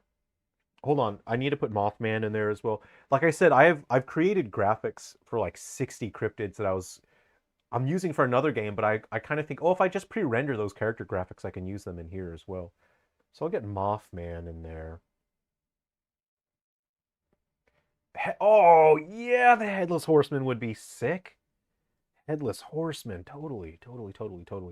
I was trying to decide whether I should make this game for the DS or the PSP, and I still could do a DS version, but I have a very strict limit on the size of the character sprite for the DS. On the PSP, there isn't really a limit to the character size, so I can make the character any weird dimensions I want. Winnie the Pooh was recently public domain. Absolutely. Winnie the Pooh. He's in the running. Okay. I think Tigger's going to be joining later on. Oh, Piglet as well. Piglets. Jack Frost. Is that cool, though? Is he cool? Is Jack Frost cool? King Arthur, Krampus. Oh. Santa and Krampus. Easter Bunny, of course. Yeah. Okay, this is going to be a good roster. Look, I don't know if we should. I don't know. Oh, Little Red Riding Hood. All right. Here we go. We're on a roll. Yes. Little Red. Okay, you guys. Okay, In the comments, yeah, we just put Santa down. We got him in there.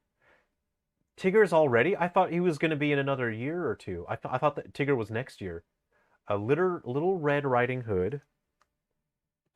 What kind of moveset do you guys think Little Red would have? Post it in the comments. Big Bad Wolf. Hey, X86 to go.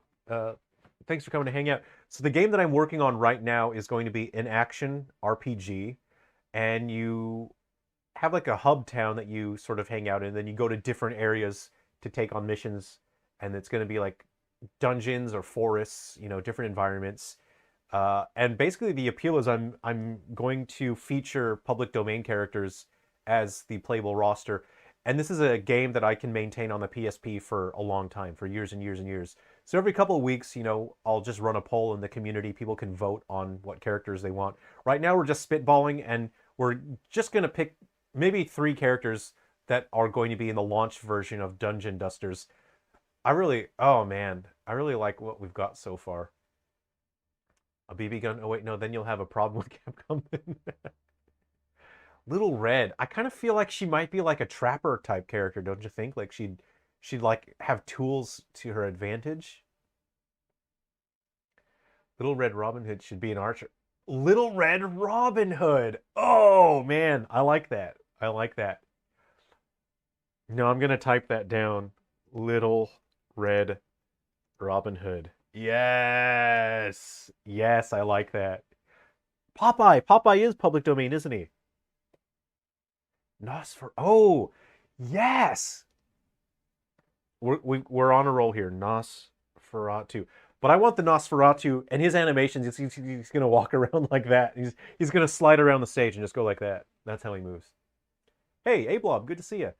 His first appearance was in the same year as Mickey Mouse. Right. You know what?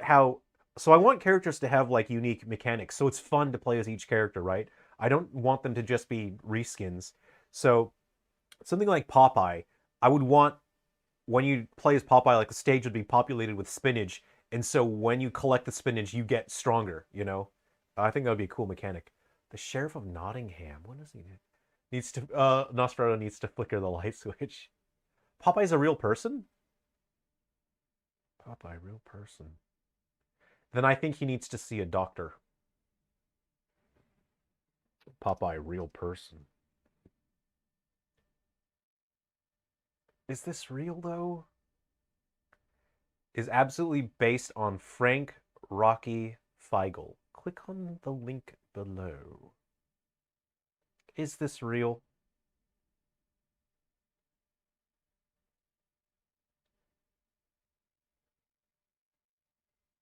I want to know if this is real, because you just can't trust anything on the internet with AI these days. You know what I mean? I feel quite dubious. That's just someone in face prosthetics. Oh, it's horrible! Ah! Look at him! Oh, geez, that is not good. Whoa. Ooh. Look at that. That is not good. That is nightmare fuel. That's not good, you guys. That's nightmare fuel. That's not good. Okay, we need to get out of there. We need to find a different picture of him. Okay. All right, I'm willing to believe that this is the guy that Popeye is based on. I can believe. Sure. This guy has no teeth. I'm telling you now. This guy has no teeth. That's why he has to eat the spinach. It makes sense now. It's all making sense. Because if you don't have teeth, how are you going to eat like a steak or corn on the cob, right? So the spinach thing makes sense now. Yeah, okay, I'll believe it. He's Polish? That's a different guy. This is that's not Popeye. That's someone else. Was that AI? I that looked like just like a real picture. I think that's real. This looks like something that is real. I don't think AI could come up with something like that. Have you ever gone and like looked at like photos from like the 40s and 50s of not like Chuck E. Cheese, but places that are like Chuck E. Cheese, where it's like, oh, it's a place for kids to hang out. Like you look at any Ronald McDonald photo from the 40s or 50s, it's so upsetting. Actually, he wasn't in the 40s, was he? Popeye. Let's. Oh, is Ronald McDonald public domain? I don't think so. There's no way. Ronald McDonald. 1940s? Image. Ah! Sorry, I didn't mean to scream and jump scare you guys. That's not good. That's not good. We can't be having that. We can't have that. Maybe I'm old fashioned, but I will not let my child anywhere near a man that looks like that. There is no way. There's no way. How's this one? See, that's mostly fine, right? Okay, I'm gonna say this. When it was a smaller picture, I thought it was a picture of Ronald McDonald, and he was like throwing things into like a bonfire with a kid. Uh, that's not good. No, no, no, no, no, no, no, no. I have anxiety when it comes to things that look like that, so that's why I got jump scared. Have we considered Zorro? Hey, he might be a good character for the base roster. Let's go ahead and put Zorro in there. Oh man, I wish Ronald McDonald was public domain. I can't stop looking. We're gonna have to keep looking. They talk about like Annabelle's a scary doll. Like, woo, no. Look at this guy, 1978. Grab one of these. Feigl was a Polish-American bartender and laborer. He was born in Poland and immigrated to the United States as a child. He served in the Merchant Marines for 20 years before settling in Chester, Illinois, where he worked as a bouncer at Wybush's Tavern. Feigl was known for being a fighter. That makes sense. I'm from Illinois. He is a hero for my area. That's awesome. Yeah, very cool. What about the Boogeyman? I know not really public domain, but still cool. Well, that's kind of vague, isn't it? Like, how would you put something in there and then people would just recognize that it's the Boogeyman? And sort of, I'm kind of getting like the mental image of Boogeyman from or Boogie, whatever his name was from Nightmare Before Christmas. This isn't good. No. Oh, no. No. I'm less scared of this. Like this is not scary. This is cool. That looks cool to me. Come on, where did those cool pictures go?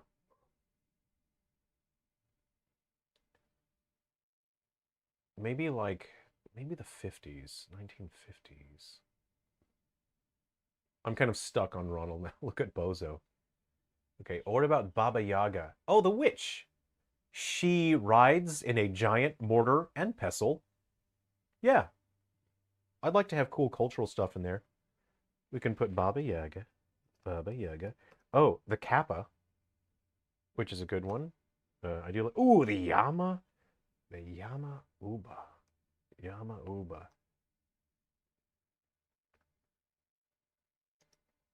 She could have a mechanic where she has to like kidnap kids throughout the level to power up. That'd be cool.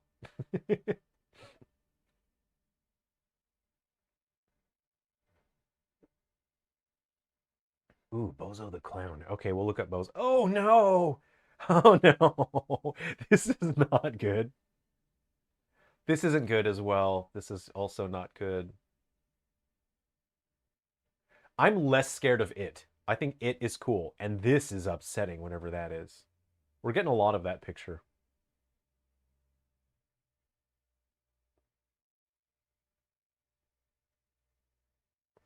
Okay.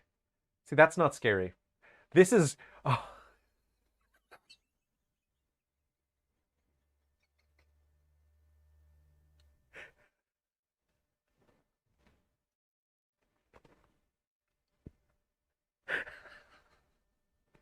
I, I think this picture broke me. I think this picture broke me. Hold on, we need to load this into Photoshop. Give me a second. We're loading this into Photoshop. Humpty Dumpty. Whoa! Yes. Okay. Let's check Humpty Dumpty. Humpty Dumpty sat on a wall. Humpty Dumpty. There's got to be good mechanics that you could make for Humpty Dumpty. Humpty Dumpty. Public domain.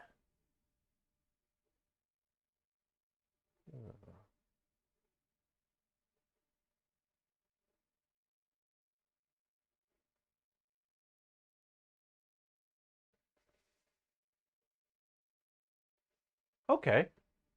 Okay, okay. Put him in the list. I think he's a contender. Humpty Dumpty. All right, we have Photoshop. All right. All right. Let's just go ahead and like the smudge tool. Where's the smudge tool? Okay. Here's what I'm thinking, right? We just need to change like a little bit, right? So let's go ahead and just... I'm kind of thinking like a... it's got to be subtle. Uh... okay, here we go.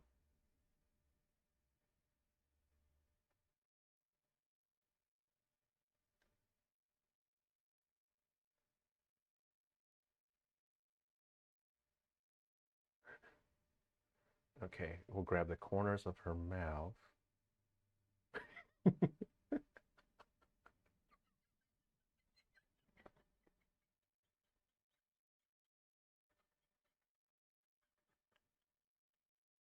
This photo's breaking me.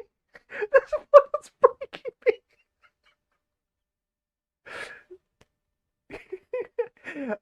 When I got up this morning, I wasn't expecting to find a photo like this. I didn't think I was gonna find something like this that would break me. Okay, okay, so we need the central part of the eyebrows to curve a little bit here. There we go.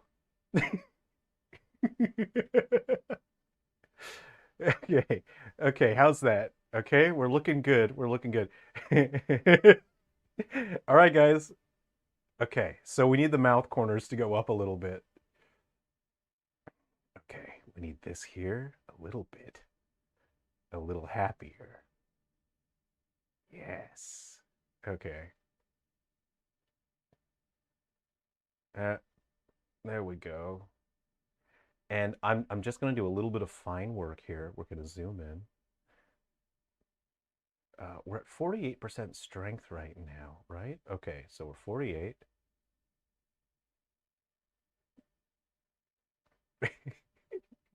Abraham Lincoln, Vampire Hunter. Oh, I want Abraham Lincoln to be a character. Abraham Lincoln, absolutely. Which is this canine? Is it this one? Okay. I think that's it. Something like that, right?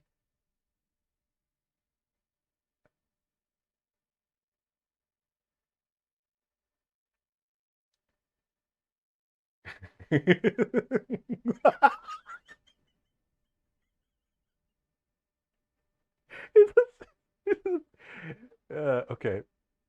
I gotta keep cool. I'm a professional. I'm a professional. I can keep my cool. Keep calm. I'm cool. I'm totally cool. Okay. That brush is a little too big.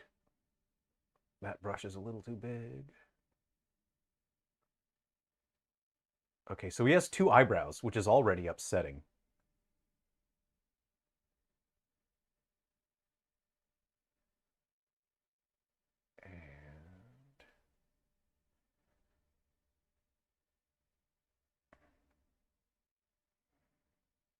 You need to bring it in more because eyebrows work that way. You know, eyebrows don't just go down, they go in as well. And let's have a look. Okay, I'm pretty happy with that. So let's go ahead we're just going to use the sharpening brush because it is blurred a little bit now. So let's go ahead and get our sharpening tool. Where is it? Sharpen tool. Okay. I have gone so far off topic.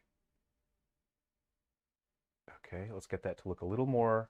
I just want to match, you know, because it is blurred now. Yes. There we go. Okay.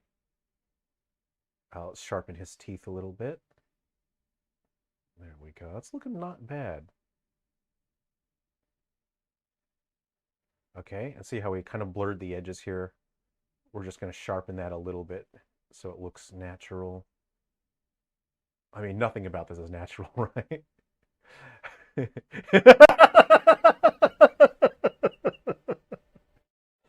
Okay. Oh, hey guys, will you help me spread this picture? Will you help me spread this across the internet? I'm gonna post this. I'm gonna post it on YouTube.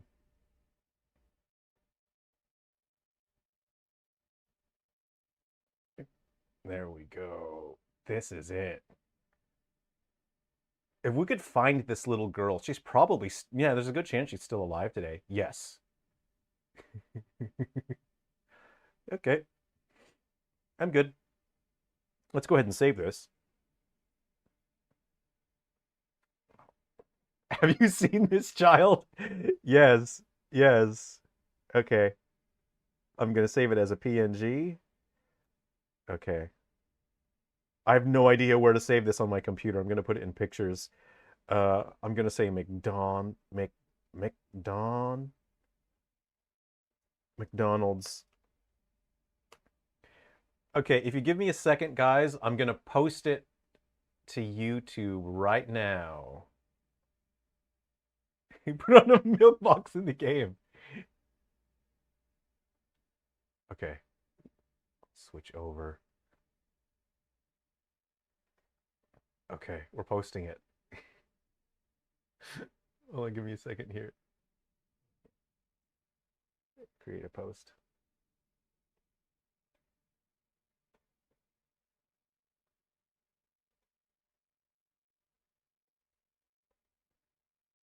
All right. Hold on. Okay.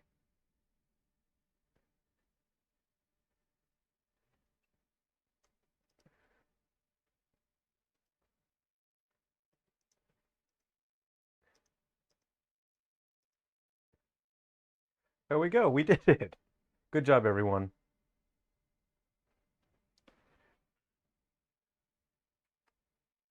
Would love, but I'll have to leave now. Gonna head off to Croatia and don't want to use all my roaming. Take care. Save your data. Thanks for coming to hang out. Have fun in Croatia. Take care. Found you because your video of the new Zelda trailer. Nice. Uh, yeah, thanks for subscribing and watching the video. If you guys want to help spread this, this is legit. This is a real picture that was taken. Definitely. Absolutely real. I'm so off track. I'm really excited for Zelda. Oh, one of the reasons why I really am looking forward to the new Zelda is because obviously they're going to do a new Smash game, right? And Toon Zelda is going to be insane. I think she's going to be a crazy trapper type character. Bozo the Clown. Ugh. This isn't good, is it? Oh. That was Bozo. That wasn't Ronald in that picture. Yeah, I'm already a huge fan of Zelda in Smash, so I think Toon Zelda. Oh, so what I think, here's how I think Toon Zelda is going to be, right? I think they're going to replace the Phantom with like a random, like a smaller enemy, right? So it's going to be similar where you charge it up and then the enemy comes out and attacks, but it's not going to have like the multi-stage armor. Maybe a different enemy will come out based on how long you charge up that move. I think she won't have the reflector. I just have this feeling that Neutral B, Toon Zelda, will have a totally different move set. I think that she'll be able to like summon objects like maybe a bed and you could like bounce on it and jump on top of it because Steve can apparate things, so why not Zelda?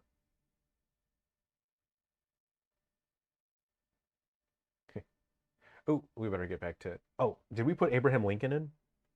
I think Abraham Lincoln would be a cool character. Abraham Lincoln. I'm back after wasting hours. Oh man, we did a Photoshop. We found a picture of Ronald McDonald and I Photoshopped it a little bit to have this girl screaming in terror. So that's what you missed. Uh, I posted it on YouTube. Hold on, where's the base picture? Hold on. Oh, you know what? My head's in the way. There's the normal one. There's the normal one. I better save the normal one just so I can see it.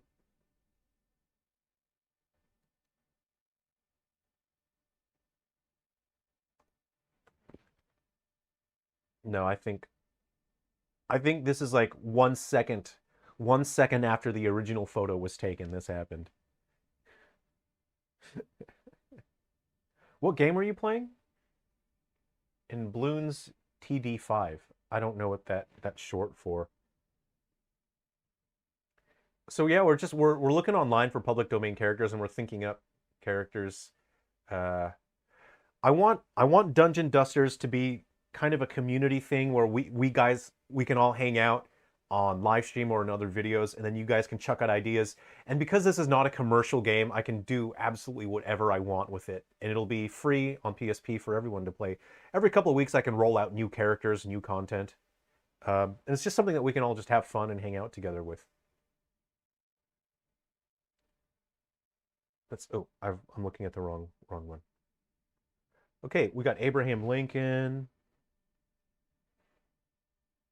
Merlin. Oh, Merlin would be a good magic type. Heck yeah. Merlin. Yeah, we'll put Merlin in there.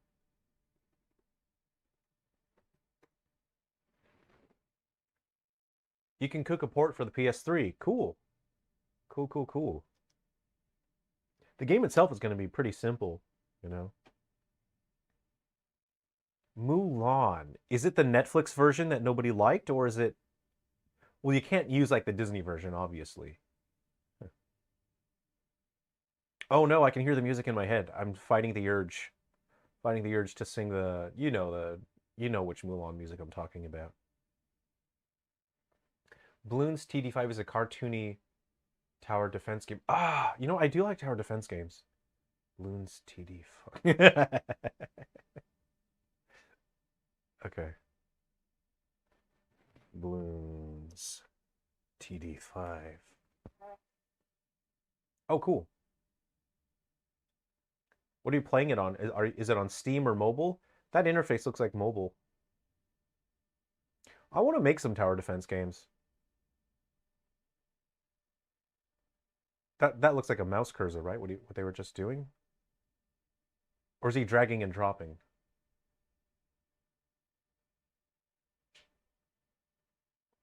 About monkey shooting darts to balloons. Yeah, that looks fun. That looks fun.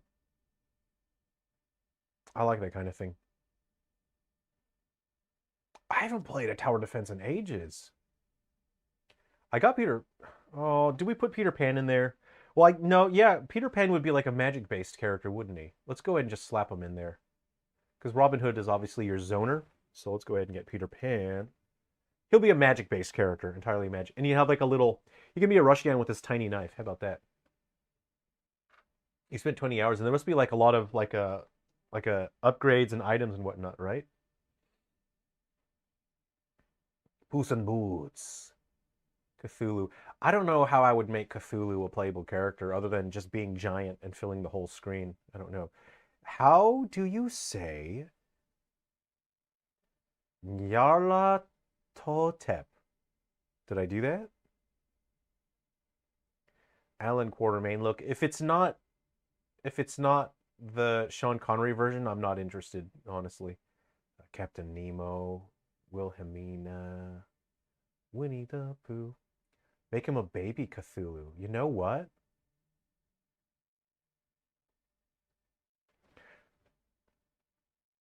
You know how Smash has Young Link? Why not have Young Cthulhu? Oh, Young Cthulhu!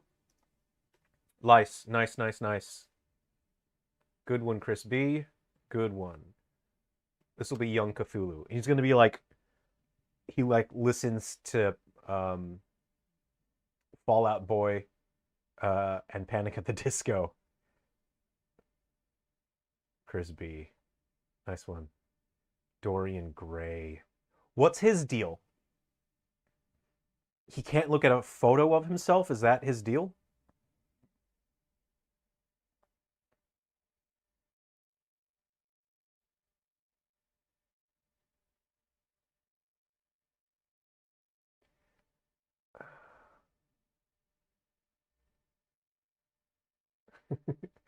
I love how the idea came like a cartoon light bulb. Yep, that's how it is. That's how it works on live streams.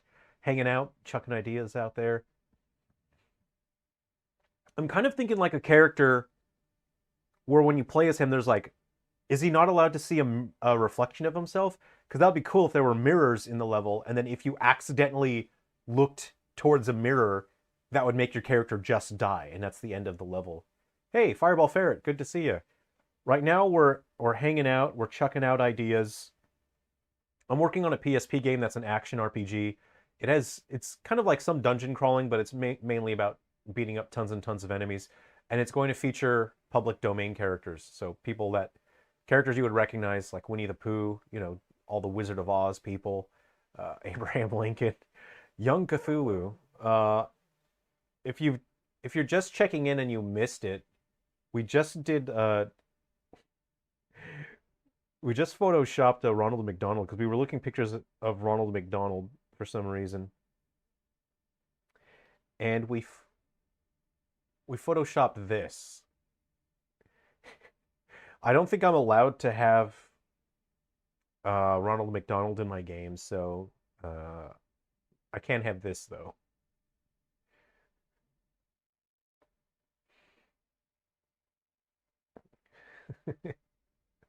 What is Phantom Lady? I don't know. We wrote down Arsene Lupin. Jenny Everywhere. Oh, that's like a modern thing that people made, isn't it? Okay. I am just going to say there is not enough in terms of identifiable character traits. There's not enough here. I think they should have um, put in a little bit more work into that design. We got Young Cthulhu.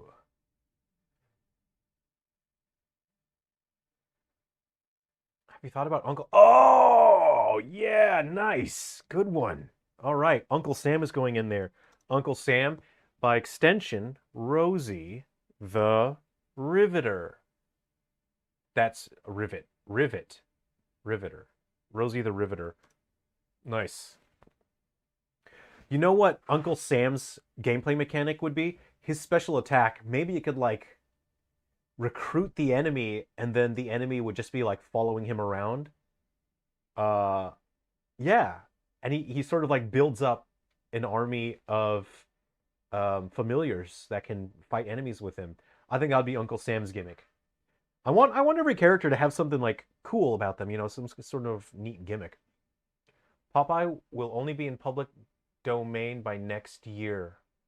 Ah, I see. Okay. Well, thanks for checking that. I am going to have to run through all of these because again, Google gives wrong answers now.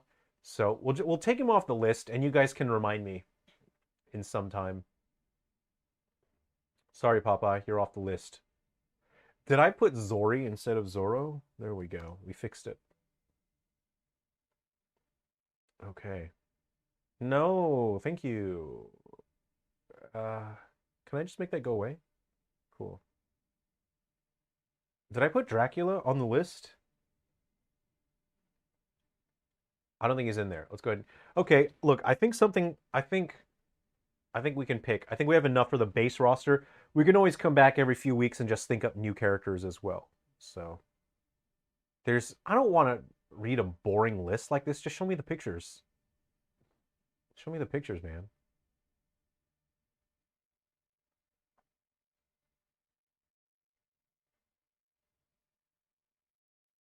Bloons TD1, Dart Monkey, and Tack Shoot is probably a good or bad idea. Are you... Wait. The game is old and forgotten and archived. You can use it? What does that mean? Make an octopus mouth silly person. Well, I mean, if I did Davy Jones, I could sort of do like an octopus mouth that way. He's got an octopus mouth. That is some of the coolest CGI I've ever seen. Man, Davy Jones. How is he traditionally depicted outside of this really awesome one here? Davy Jones. It's just dominated by the Bill Nye Davy Jones. The good Bill Nye, by the way. Okay, sound off in the comments. Which Bill Nye would you rather have lunch with? Bill Nye the scientist or Bill Nye the actor? 100%, 10 out of 10 times, I'm going to have lunch with Bill Nye the actor. Seems like a really cool guy.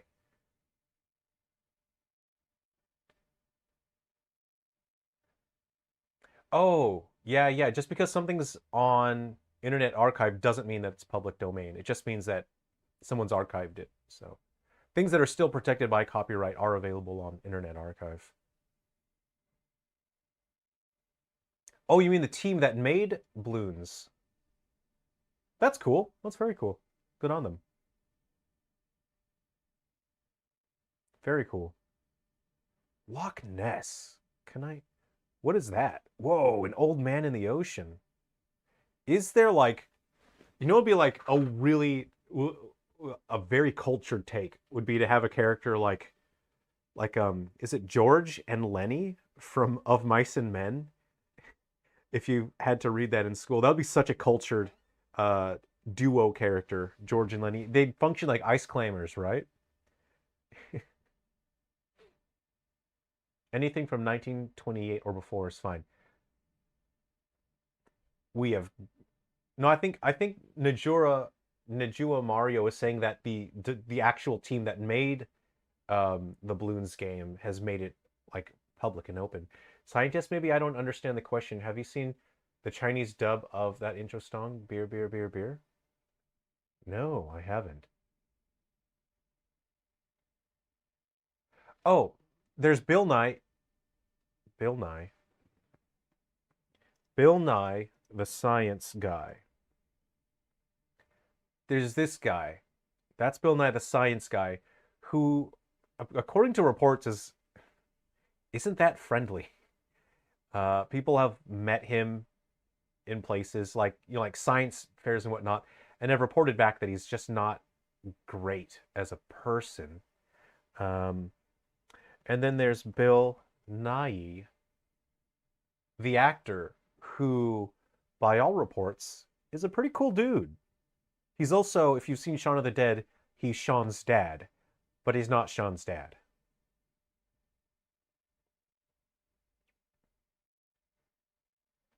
Oh, right, the character. Yeah, I think I'm gonna steer clear of sort of video game characters, and I think I'll just use stuff that are kind of widely recognizable. Like Winnie the Pooh is something that a lot of people would recognize in Mickey Mouse. Well, that's all right.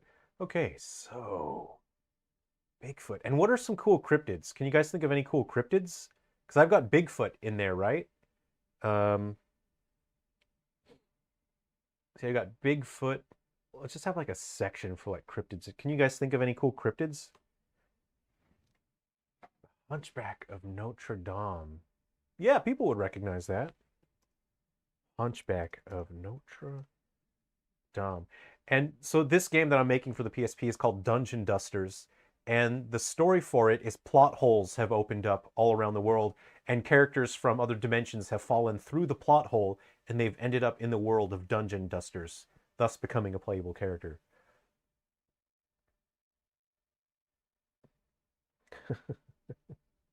Somebody posted this somewhere. I don't remember where I saw it. I just thought it was very funny. Um, yeah, I thought that was cool. Okay.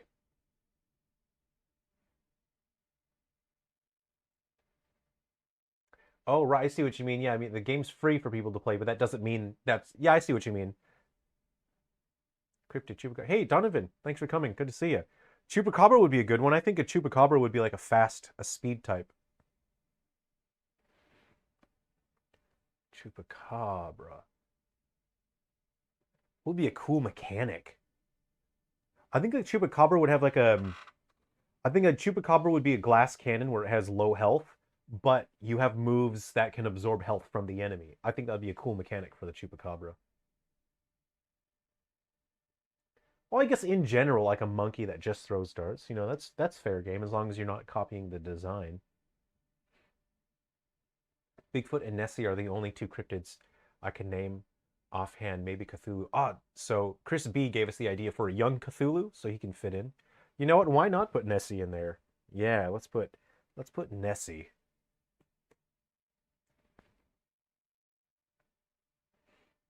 Let's see. Oh, you know what? Spring-heeled Jack. How about that? Spring-heeled Jack? How do you? Oh, I'd have to do like a jump. Like jumping would have to be part of his move. Goatman. We got it. Goatman would be a good one. I really want to do a sculpt for a Goatman. I would like to do that. So we got Nessie, Goatman. I don't know if Spring-heeled Jack shoots fire, right? That's kind of his thing. I don't know if there's enough there to. 'Cause there's so many other characters to do first. Who else is cool? Did I put down Mothman? I think Mothman might be in there. Yeah. Okay, let's see. A monkey that shoots arrows. So like a monkey Robin Hood. Is there a play on words that we can get out of that? Hmm. Some sort of monkey hood. Huh. But at the tips of his arrows, it's like that cartoony, like the anime poop, because monkeys are known for flinging poop. So the end of like the Robin Hood monkeys' arrows have the cute little poop at the end. Paul Bunyan and his blue ox. That's a good one. Yeah, Paul Bunyan. What was his ox's name? Paul Bunyan's ox's name was.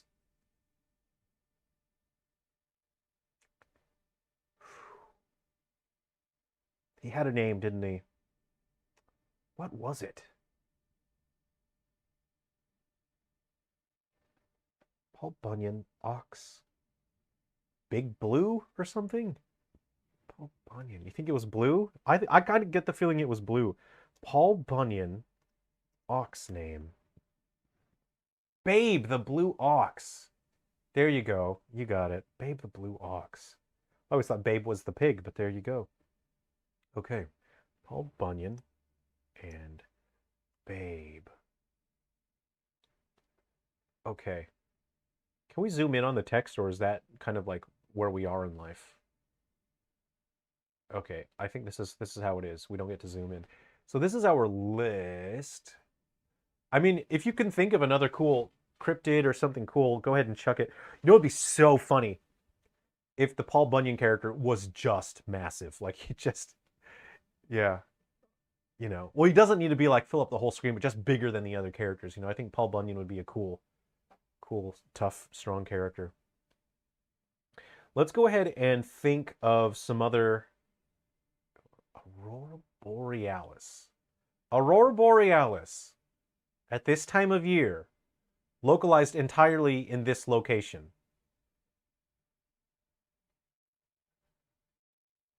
Ace Sprite box guy in the icon. The Ace Sprite. I don't know what that is. The Ace. I just want to put that there.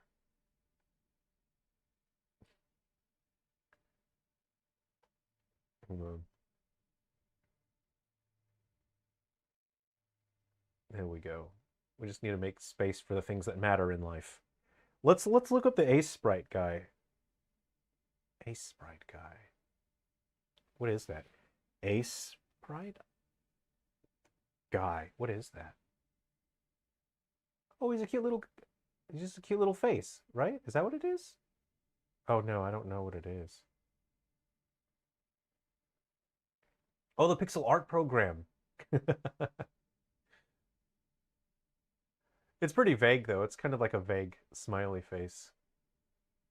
All right, so let's pick some. Okay, so I'll try to launch this game with 3 playable characters. Oh, you said Wendigo. Wendigo's a good one. I do like Wendigo. And again, like every few weeks, we can hang out on live stream again and we can pick more characters to add to this game. Okay, Wendigo. Let's look at the list. What do you guys think would be a good... I want to pick 3 characters to launch this game with so people can get an idea of what the roster is like. But I think character number 1 needs to be the sort of definitive, like, mission statement. Character number 1 is the mission statement of the game. So it's someone recognizable, but someone who sort of communicates, we're gonna be dusting out some dungeons over here, is what we're doing. Let's look at the list here. Oh, we got a couple in there. I kind of feel like Robin Hood might be a good one for spot 0. But I want someone that's kind of like bigger, you know?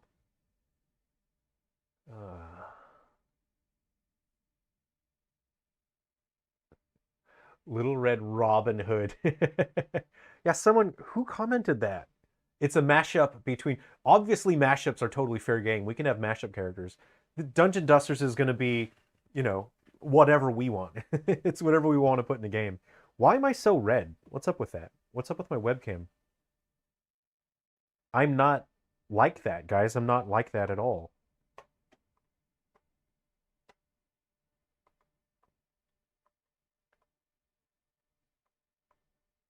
I don't know why I'm so red. That's... I'm washed out. Is that better? I'm less red.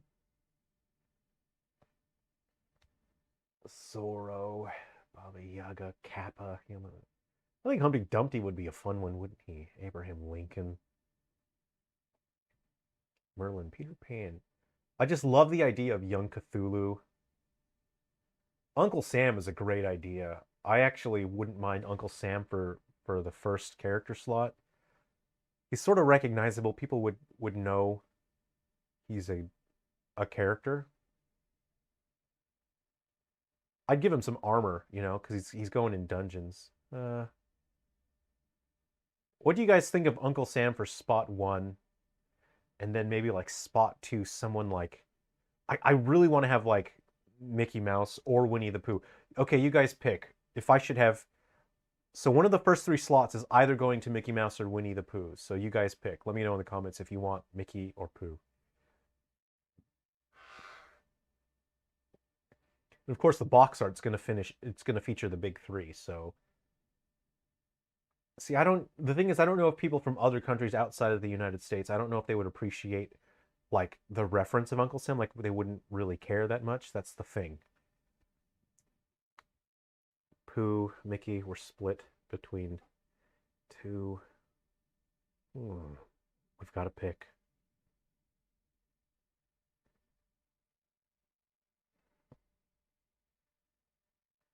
Paul Bunyan is cool. That's a cool one. I like the Goat Man.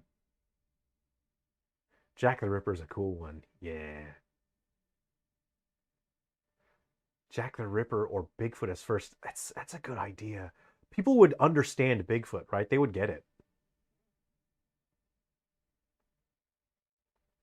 Oh, I think Bigfoot would be a good one for spot 0.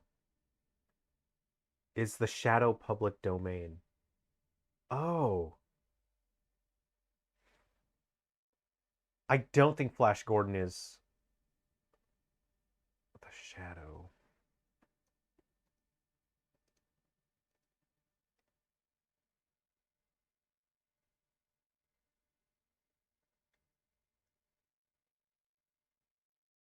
Okay, this person says 2027, and I trust Reddit over Google. So 2027. So look, I'll still be maintaining this game in 3 years, so we can chuck them in there. Flash. Flash Gorgodin. Flash Gorgodin. That's my OC. Please don't steal.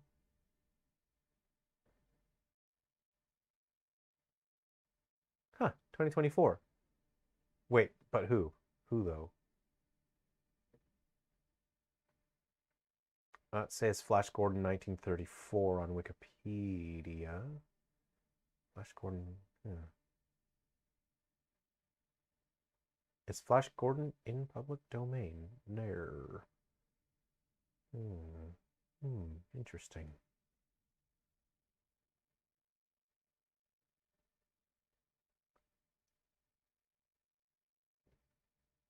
Let's see. Jack the Ripper is an interesting one. Oh, I really like the Headless Horseman as well. Krampus. So he's basically going to headline, the whole franchise of Dungeon Dusters.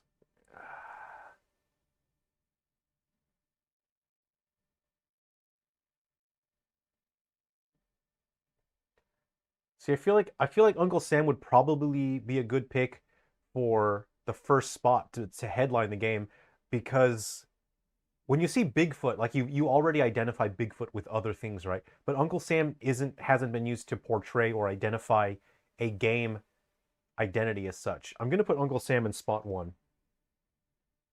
And if we decide that it's not that cool, of course I'll do my own redesign of Uncle Sam. I'm looking forward to that. We need more people to vote on Pooh or Mickey. Oh man. I'd kind of like to see Pooh in an action game. Why not a certain moose? We absolutely could put Maverick in there. Oh yeah, Maverick could be in there. All right. Okay. Alan Quartermain. Look, we'll put him in there. The thing is, I don't like Alan Quartermain unless it's the Sean Connery version. Let's put him in there. Alan Quartermain. I wonder what your design for him would be. Like in Dungeon Dusters, I'm gonna give them like, like have one pauldron over here and have like part of your body covered in armor and the other part not. I think that'd be funny. So yeah. Sean Connery did do it best. You know what? We'll put him on the list. He's on the list. Okay. Third character. Okay, guys, let's pick a third character. Let's pick somebody cool. Someone from the list here. Let's see. I wouldn't mind Dorothy from The Wizard of Oz. Okay. Because I kind of think like Uncle Sam will have some sort of summoning gimmick. That'll be his thing. Like he can summon units to his side. Oh, maybe if he defeats enemies with like a certain attack, it sort of adds points to his like recruits, and then you can use your recruit points to summon units to fight with you. That would be cool. I think Pooh would be a tank, right? He would just be able to take a lot of damage. So let's pick, okay. What would be another good character? Oh, what if Pooh was like an avatar but for honey, right? And then Pooh could trap enemies with waves of honey? Honey projectiles? I'm still stuck on Little Red Robin Hood. Yeah, I think that's going to be really cool. Oh, Little Red Robin Hood is like Little Red Riding Hood's cousin, right? I would want to do those characters together. I wouldn't want to do Robin Hood before Riding Hood, you know what I mean? Oh, Riding Hood should be a mount-based character, and she would ride different mounts, right? And you could summon different mounts. Obviously, it's in the name, Riding Hood. She should be a mount-based character, a summoner. It makes total sense. Your vote is Sam, Mickey, and Dorothy. I think Dorothy would be a good magic-based character, wouldn't she? You know what? I think number 3 is probably good. Dorothy. Uncle Sam, Pooh, and Dorothy. Nice. Okay, I'll do those characters. Let's go just fill in the next slots as well. Who's another? You know what? Let's do Mickey. We'll put Mickey as number 3. Goatman. You know what? Yeah, let's put Goatman Goat Man in there. People will get it. People will get. Oh, well then Bigfoot should be there too nearby as well. So we'll get like a cryptid pack. Let's see.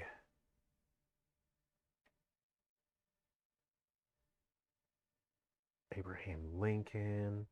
All right, let's pick someone for number. Who would be good for number 6? So now our lineup has Uncle Sam. He's sort of going to represent the franchise of Dungeon Dusters. Pooh, he's going to be a honey bender. We got Dorothy's going to be a big magic-based character.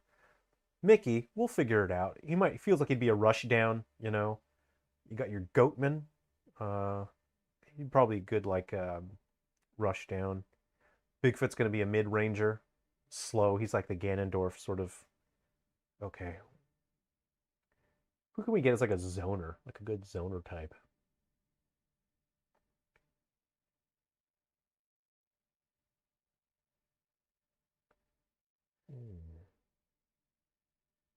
Peter Pan. I just love the idea of young Cthulhu. That sounds cool. We can't have 3 cryptids in a row, though, could we? No.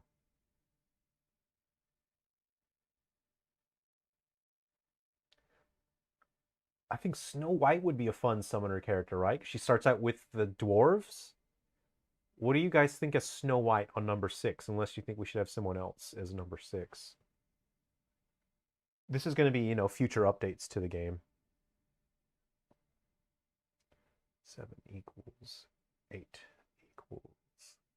Oh, the equal sign from there. You think Goatman should be the 3rd option? What if we bump him up? What if we bump? Well, here we'll put Goatman there. Goatman there. Now there's a break between the 2 cryptids. Then we'll get Mickey.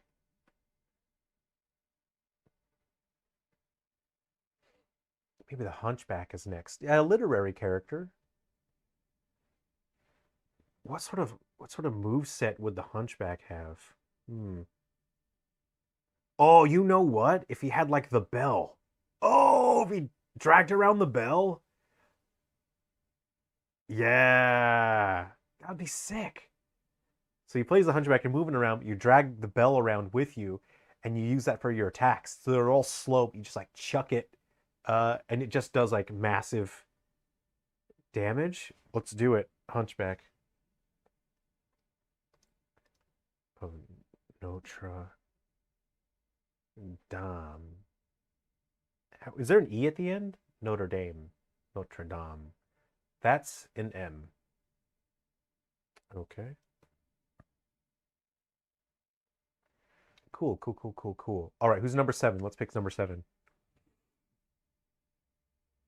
All right, so now we got a big guy. Who could be a good zoner? Who do you guys think could zone well? I think Pooh is probably going to be a zoner, right? With his honey bending skills.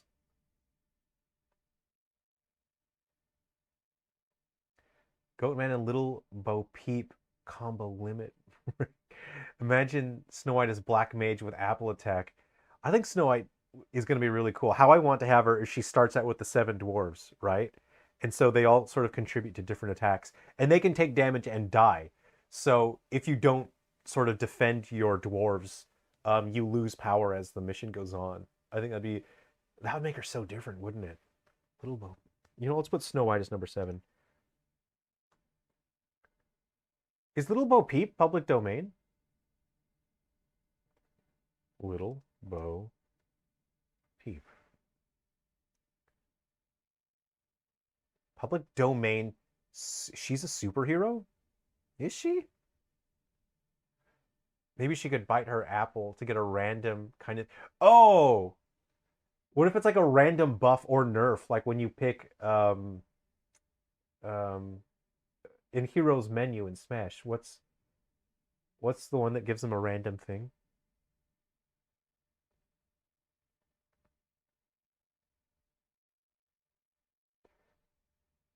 It's a popular English nursery rhyme. What? Oh, 1805. That is ages ago. Wow, that's so long ago. She's going on the list of potential characters. Little Bo Peep. Let's put her up here. Little Bo sheep. I could see like sheep summoning would be pretty rad. Yeah, this is cool. Okay, so I'm just going to. Okay, cool. I'll do the graphics for Uncle Sam today, and then I'll just make a basic stage.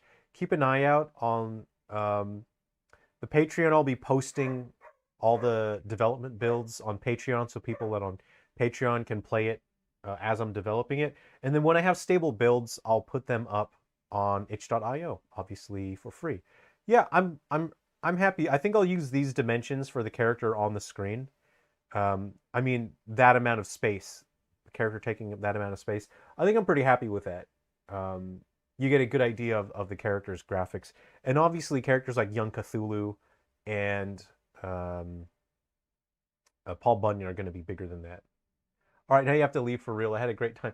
All right, it was awesome hanging out. I might wrap things up. It's almost 1 o'clock here. I'm pretty hungry. I got to grab myself some lunch. It was awesome hanging out, everyone. Keep an eye out. I'll be posting stuff on Dungeon Dusters really soon. I just want to get a playable build out so people can have something fun to play on the PSP, and then we'll keep hanging out and working on Dungeon Dusters more and more. Take care, everyone. It's been really fun, and I'll just leave you with this fun image that we made. Thanks to everyone who contributed, and thanks for hanging out. Okay, we'll be live streaming again soon. Keep an eye out for the news and whatnot, and go to the Discord, and I'll be sharing Dungeon Dusters as I'm making progress on it. Thanks, everyone. See ya, Rescue Squad. See ya, Fireball. Take it easy.